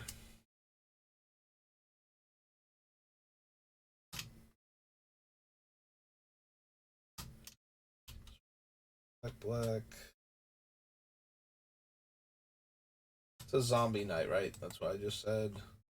Right, yep. Phyrexian Zombie. You too.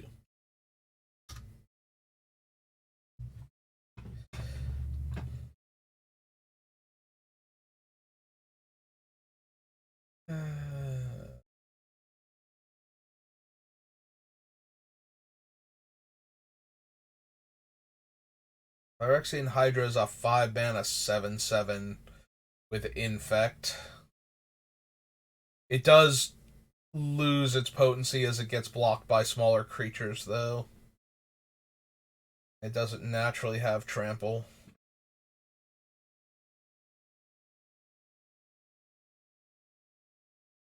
I've got Phyrexian Juggernaut over here, who is a 6 mana 5/5 that attacks each combat if able.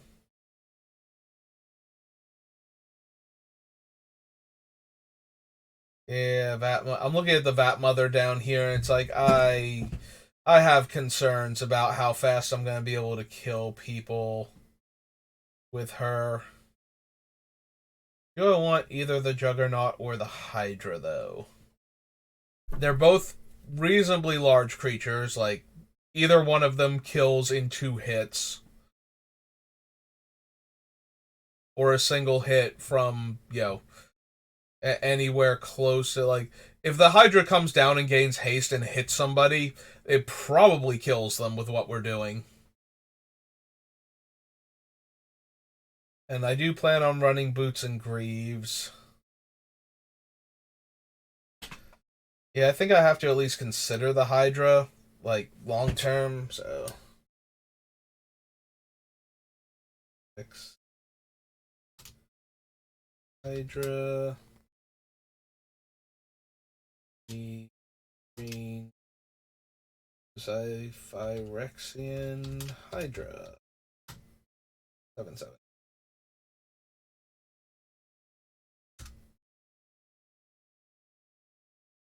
I suppose we should consider the Juggernaut too.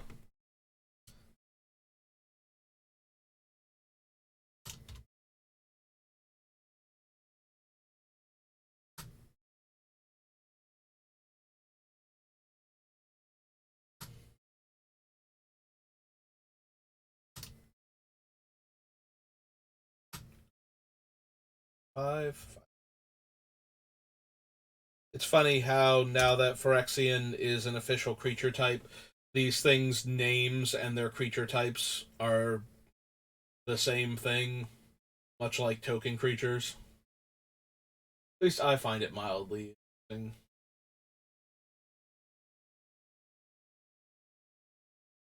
I want the Infectious Manador.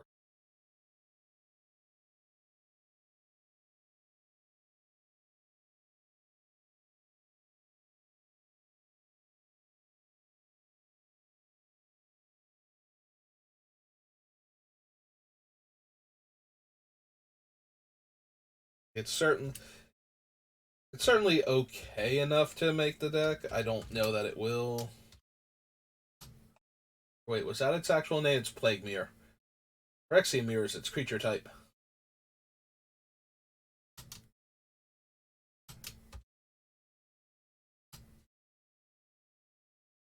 It's a work. Now Plague Maw Beast, where we can sacrifice a creature to proliferate. It's slightly better than the sacrifice an artifact one because I already have the Trigon and the land that makes the mirror or the might tokens rather. So we do have 2 sources of fodder pretty readily. We also have a handful of creatures that die to proliferate, so we get their death triggers also. Like, this gives us a way to sacrifice those things for value. Hey,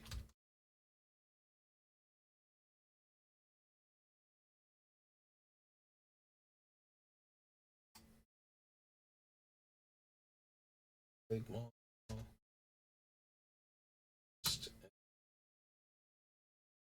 Green, Phyrexian Beast, 4/3.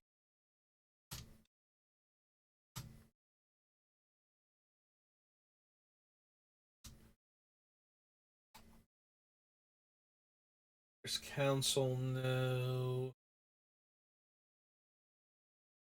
Rotwolf is a 3-mana 2/2 infect, and whenever a creature dealt damage by Rotwolf this turn dies, you may draw a card.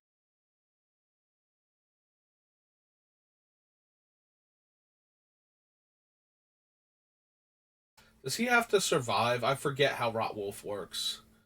Wolf and the creature dealt damage to go to the graveyard at the same time. Ability will trigger. Okay, that's a little bit better. Like, it's slightly better than whatchamacallit, than the like the 2/3 that doesn't do anything else. It's still not amazing. Hey, another rat that has infect.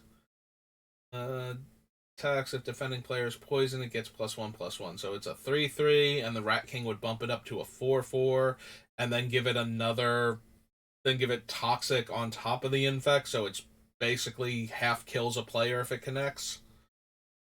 And they're already at 1 poison counter for this thing to work. Seems okay. I definitely want the Septic Rats. Do I want the Rotwolf? I feel like I won't draw cards off of it often enough. And that stat line is just kind of meh as a result.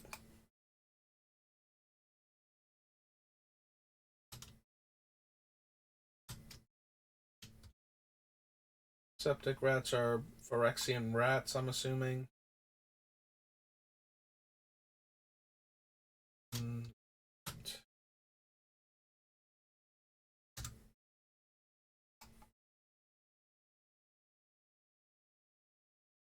Signal Pest,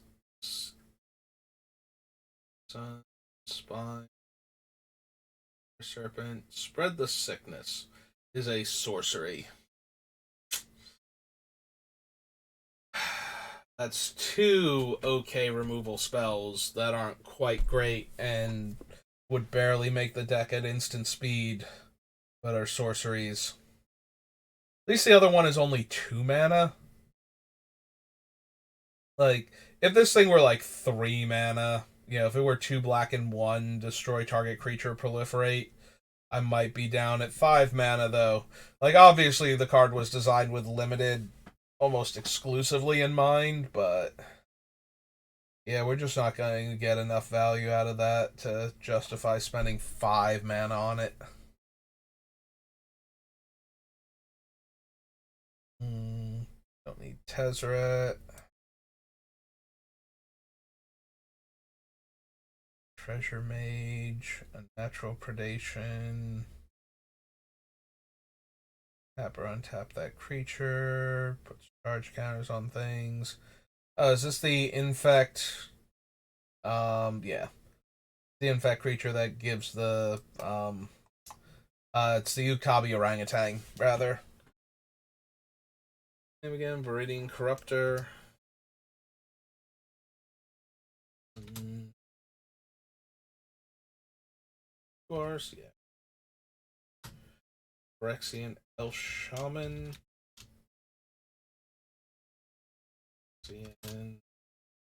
Elf Shaman. 2/2. And an infect creature with a useful comes into play ability when we're running Yarok. Yeah, it seems like everything I want. So, die to get the thing. When that creature dies this turn, its controller gets a poison counter. I think we can do better than that. Thank you for your offer, though. Virulent Wound. Right, so that's Mirrored and Besiege, and then we want New Phyrexia. New Phyrexia. Yeah. More water.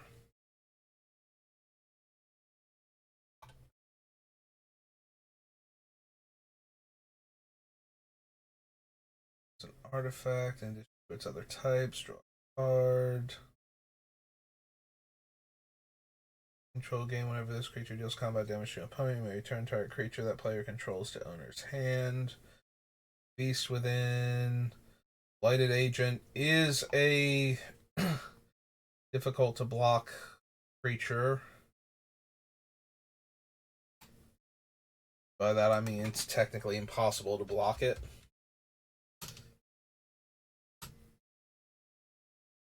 Agent. 1 in a blue for a Phyrexian human rogue.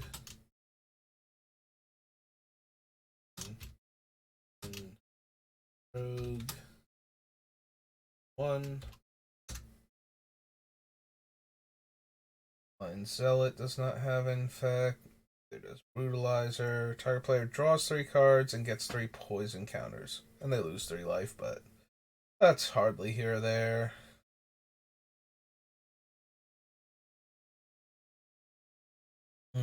It's 6 mana for a 5/5. Oh wait, he doesn't even have flying. I thought he was a flying creature because he's in blue. I always want this thing to have flying for some reason. Yeah, no, never mind. Never mind even more.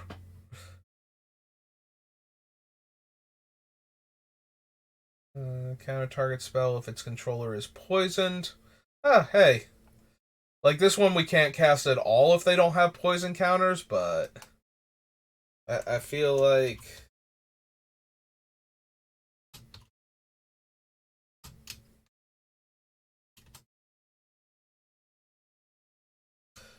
we should be able to pull that one off consistently where everybody has a poison counter and we can just counter whatever spell we want.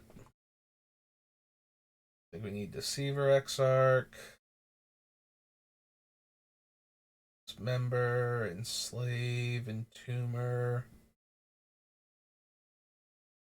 Fresh Meat. Death's Verdict, Gataxian Probe. Scorn. There's Glistener Elf. I feel like that one also, like, you know, constructed wise, it's a 1 mana, 1/1 infect in a color where you can buff creatures, but commander wise, it's a 1/1 for 1 that is dealing. Technically, it's like a 4/1 for 1, but only against the opponents. So it's a 1/1 that gets +3/+0 if it's unblocked for all intents and purposes. And life gain doesn't matter against its damage.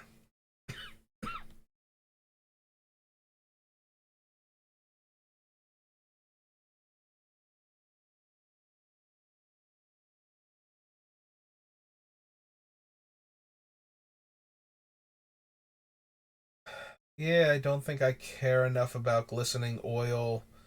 If I could provoke the creatures so that way they have to attack the other players while they're dying, I'd be down for it, but without that particular instance of game text, I don't think I can bother with it.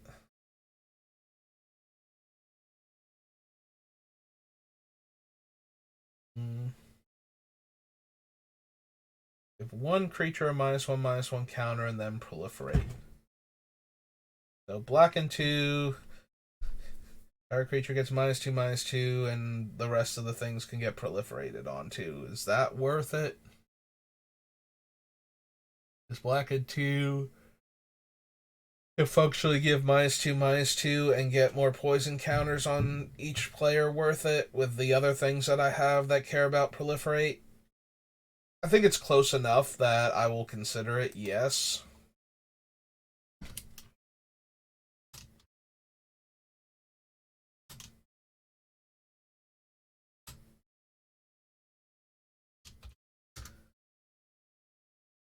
I think it's way more likely to get run than, you know, the 5 mana sorcery speed removal that we got offered before. They lose life unless they pay to.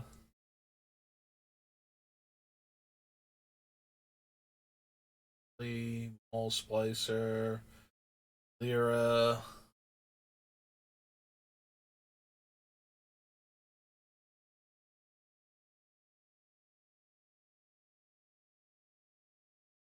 Growth. Synth. Fiend is really interesting if we could guarantee we could give it Infect.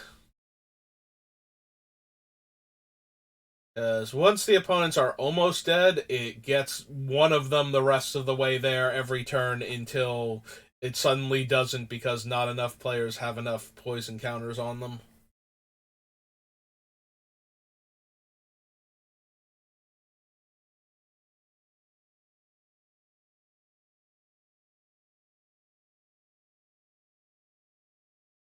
Sacrifices here, no. 5 mana, 3/3. Gain Infect. Probably want to consider Metamorph since it can just be any of our other good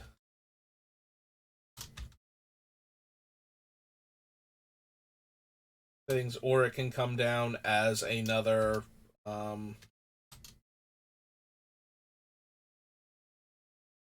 proliferate creature. Oops, it's not 2, it's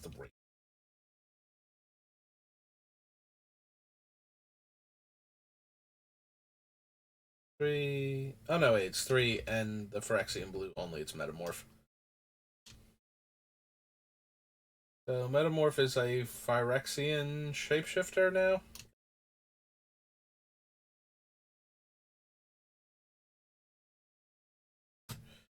Heroes. Okay. Swarm Lord. Infect. Beginning of your upkeep, create a 1/1 green Phyrexian creature token with Infect. For each poison counter your opponents have. Yeah, okay. You've talked me into it, Phyrexian Swarm Lord.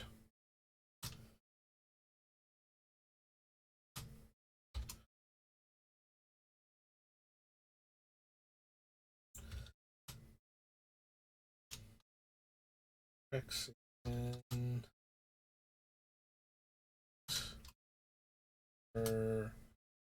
4/4.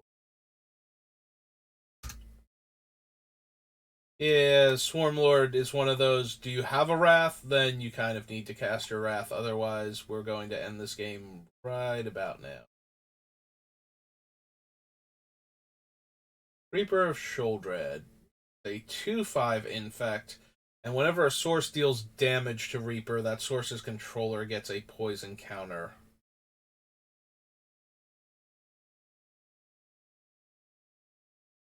Yeah, I'm kind of in for that. It's 5 mana, though, but they can't block it without getting a poison counter. Maybe not.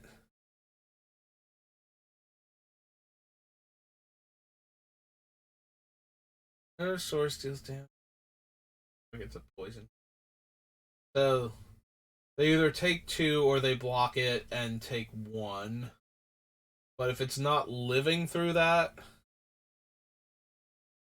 then it doesn't super matter.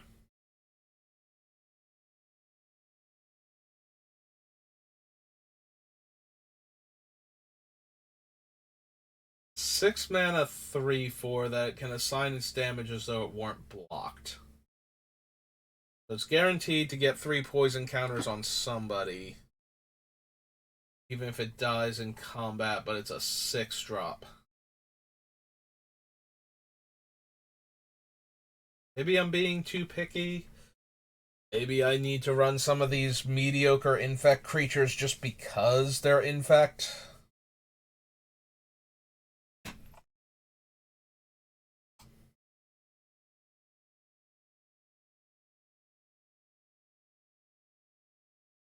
Draw 2 cards, proliferate. Yeah, that's not much better than the other one, is it? 6 mana, 4 power infect with regeneration. Triumph works really well with the toxic creatures, giving them an extra power and trample, and making their combat damage infect, and then getting the toxic trigger on top of that. But it's only really good with them. Like most of our other creatures already have infect, so we're just giving them +1/+1 and trample until end of turn. Like Triumph goes way better on things that have high power and aren't infect than it does things that are high power and infect without trample.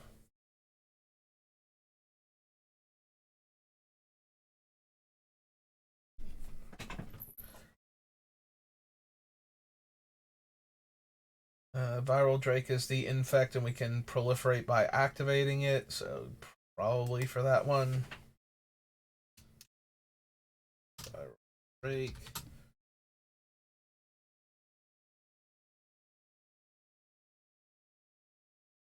Green, blue. Gray, Phyrexian Drake, 1/4.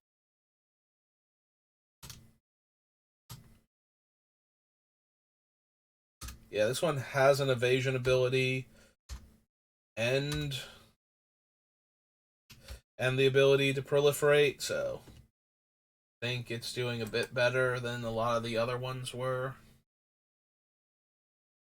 Flying Infect deals damage to a player. You may sacrifice it. If you do, that player discards a card for each poison counter they have. Meh. Alright, so did we want any of these other medium tier infect creatures? Like the Throat Seeker at first, I always want this thing to have flying. I think the artwork, like I keep thinking its arms are wings is the thing. Like I keep thinking that these protrusions, which are probably, it either has like two sets of arms or it's a quadruped and these are like legs and then it has a set of arms on top of that, but I always think that these are wings. I used to think that this thing had flying even back during like draft portion of New Phyrexia.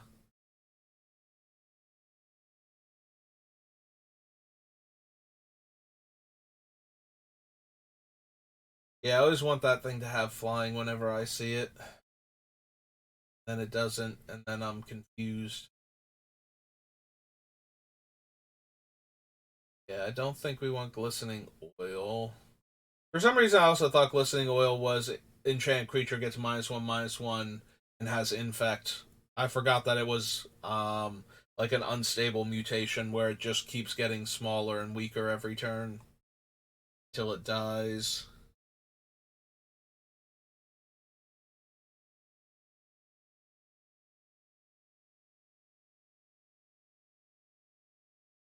Can't imagine the Pestilent Soul Eater is particularly good in our deck.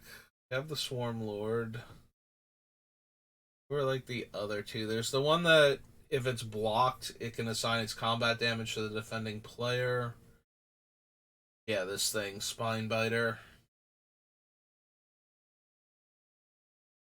Is Spine Biter good enough to consider? It's a 6 mana 3/4, but it's always going to deal the 3 poison damage if we want it to the opponent. The problem is that at the end of the day, it's a 3/4 for 6. Even if it hits the opponent like a 6/4 or a 12/4, or not. Yeah, no, 12/4 for all the damage that it's doing to them.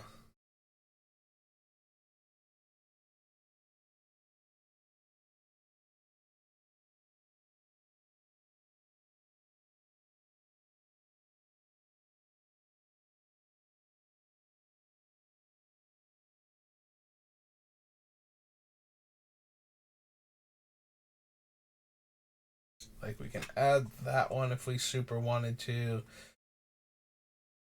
I think there's like one more on this page towards the top that I saw that's like, okay. Alright, the Toxic Nim, it's the 6 mana 4/1 with Regenerate. Yeah, they're both like okay at best and kind of not great at worst. Like I don't want to run super terrible creatures just to have the infect that we need. And we're only gonna have so much room for the infect creatures and the proliferate creatures. We're not gonna have like any room left over for most of the other utility creatures in our color pair or color trio. Is that going to be okay though? Like, there's a part of me that thinks that that is going to be more or less okay anyway. How many creatures do we actually have right now between the three sets? Let's see. We get Blight Mamba, Corpse, yeah, Corpse Cur, Hand of the Praetors, Ichor Rats. Oops, Plague Stingers misspelled. We're up to 5. Go. I reached it. 6. Trigon is functionally 7. 4 is 8. Crusader's 9. Hydra's 10. Juggernaut's 11. Plague Mirror's 12. Plague Maw's 13. Septic Rats is 14. Corruptor's 15. Blight Agent is 16. Battle Drake 17.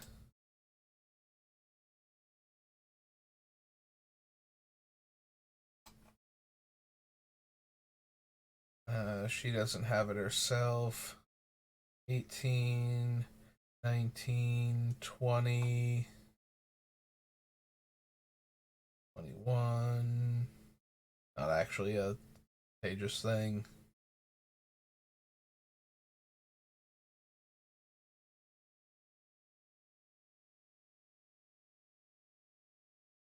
Two, 3, 4,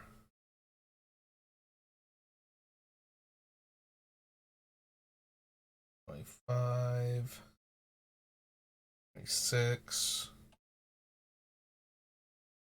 27, 8, 9, 30. Right now we have 30 creatures that have either infect or toxic. And considering that that is half the slots that we would have for spells in general, I think we have enough toxic creatures or enough infect creatures. Enough creatures that can kill with poison. There's a couple others like scattered throughout earlier sets. Like maybe you want the swamp mosquito. I forget if it gives 1 or 2 poison counters when it's unblocked. If it gives 2, that might actually be good enough to make the deck, but I don't think we need like I can't imagine cards like Sukata Poisoner or is it a Poisoner or Assassin? Is I know it is an assassin creature type. I forget if it's got assassin in the name or if it's called Sukata Poisoner, but it's like a fear creature that gives out poison counters, and we don't need that or Marsh Viper or Saber-Tooth Cobra. Maybe I'm in the market for Serpent Generator. It's still like a huge mana investment. Hey, I guess we can do what's its name 2 real quick. War of the Spark, just to make sure. So let's see. Back to advanced search, get rid of new Phyrexia, and we want to do War of the Spark. And that'll be it for today. That should give me enough um fodder to work with for picking out the rest of the cards that can go into the deck. Creature or planeswalker? No. Land? No. Mills 4 cards and exile their graveyard. Eh. Mass 1? No.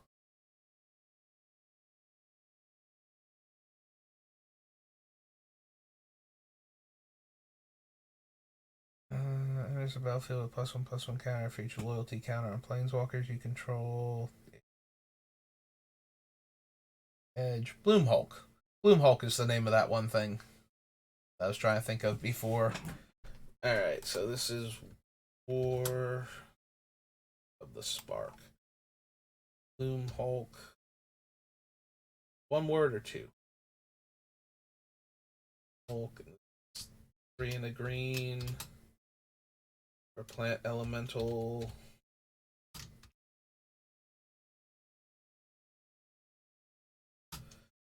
Four. Bolus's Citadel.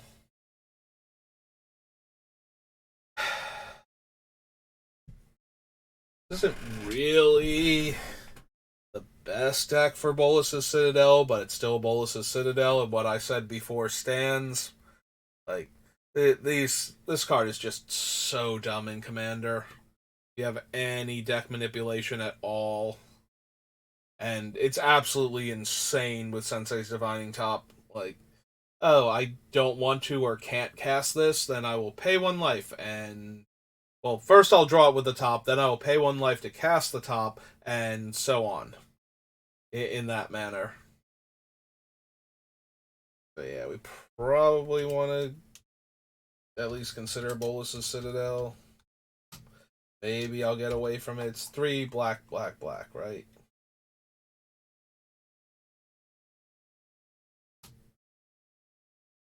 Artifact.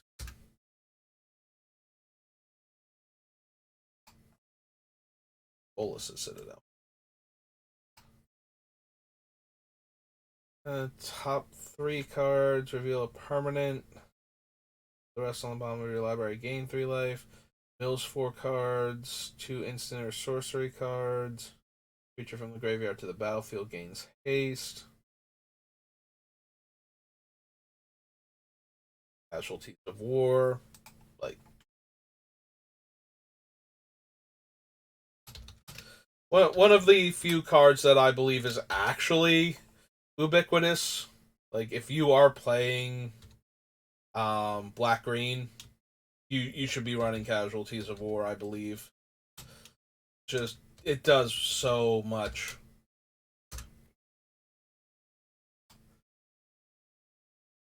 Like, whenever you cast this thing, it does traumatic amounts of damage to the opponent's board states. I'm gonna say Contentious Plan is the smaller proliferate one, right? Like, compared to Steady Progress. Or it's the sorcery version, rather, is the thing. So it costs a little less. Let's still draw a card, proliferate, so it's still kind of where I want to be right now. Courage and Crisis, on the other hand, not so much.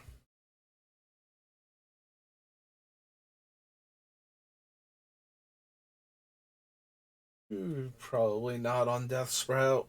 Like, it's okay combining a kill spell and a ramp spell, but not really what we need. Skip over anything, right? Or Invasion. Lord, Taskmaster. Evolution Sage.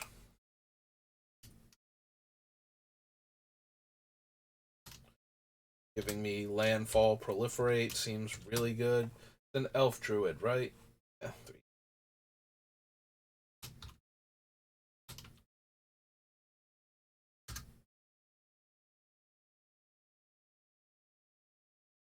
If X is 10 or more, creatures you control gain +X and haste, but not trample.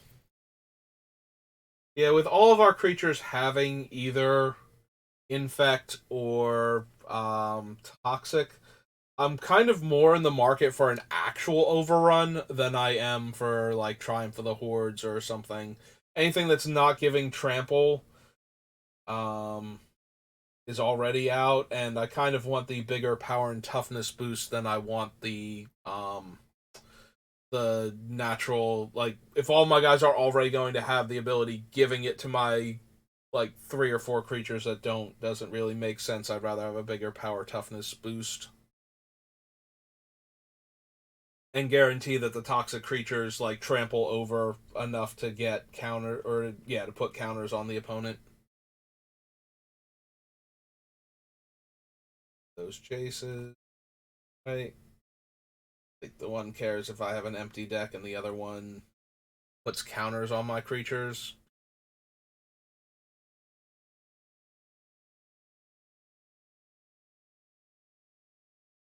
I don't need Zhang yet.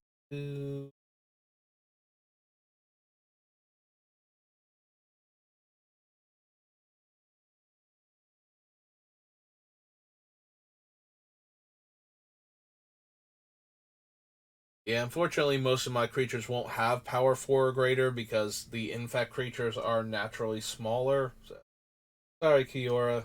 As much as I wouldn't mind having you to both ramp me and let me draw cards, afraid it's just not going to work out with this deck.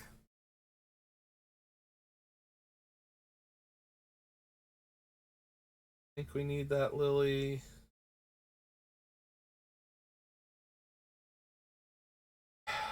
This one costs one more to proliferate than the Drake does, and only 3 less to cast, right? Or 2 less to cast. Drake's a 4-drop 1/4 flyer. This is a 2-drop 1/1 maybe 2/2 flyer. Um, we'll still add it to the list because it's still a proliferate, like a repeatable proliferator.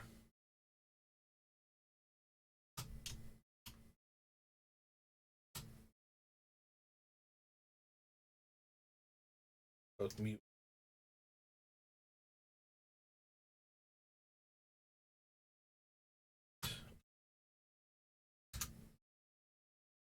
So yeah, we'll still consider it.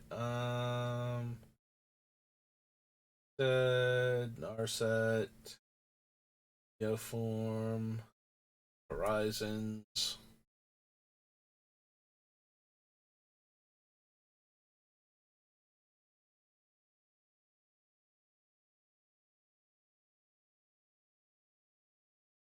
Paradise Druid, no. Planar Wide Celebration is 4 proliferates for 7 mana. But we also gain the opportunity to regrow up to 4 times or make a 2/2.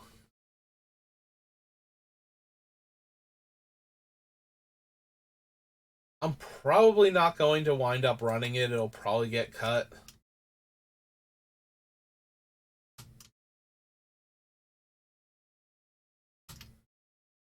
Five, green, sorcery. But it does have a lot of potential in the deck, so. Oh, there's Pollen Bright Druid right below it. Yep. Right. 1 in the green for an elf. Good. And base 1/1. And given what our deck is trying to accomplish, it almost definitely will not get a counter. Nor will it give that counter to anything else. It'll give out horrible poison counters instead. Yeah, alright. Rollisk. Rollisk? Rollisk, I guess. Rollisk. Apex Hybrid.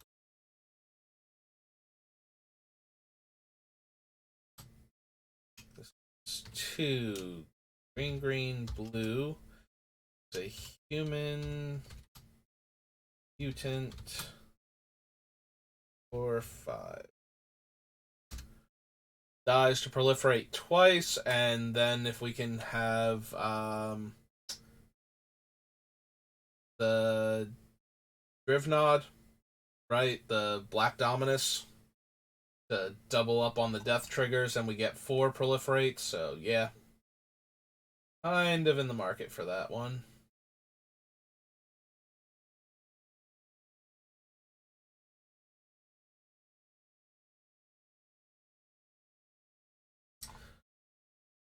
I don't think we need Spark Double.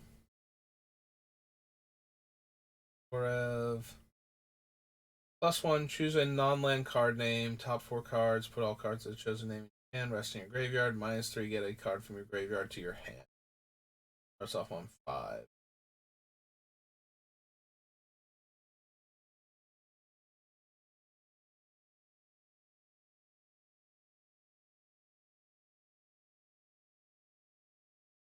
Yeah, we're not really an artifact-centric deck for Tezzeret, so I'm starting to read them, but it's like, no, everything here cares about artifacts, and that is not what we are about, so.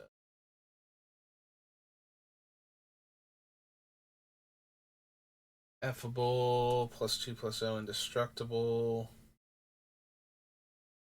Reach.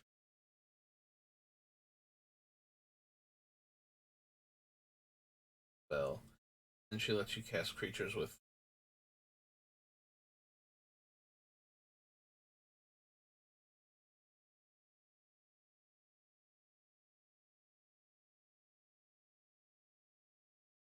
Roska, no finisher, and yeah, okay, so that's everything from that one.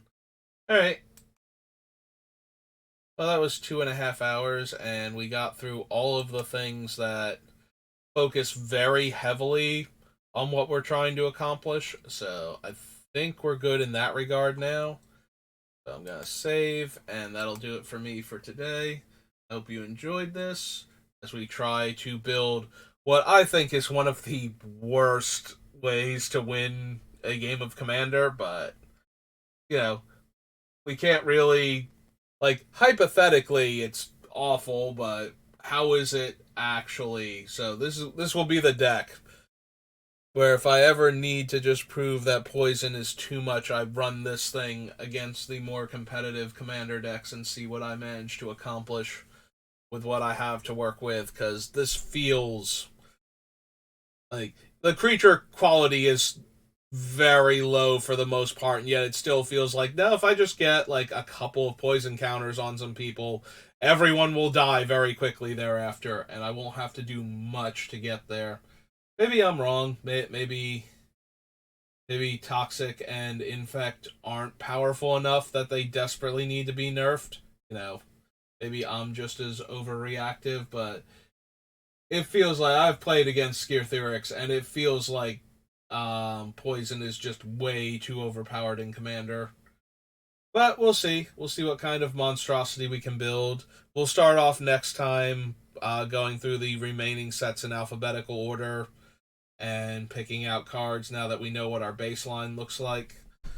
And hopefully that'll let us pick cards a bit more streamlined. We'll have a smaller deck size to start with, kind of like Urza, where the only reason he took so long was because of the holidays and all of the time that I didn't spend working on him. But we do run the risk of tomorrow night me just wanting to plop down and play a couple drafts and start recording more draft videos of All Will Be One.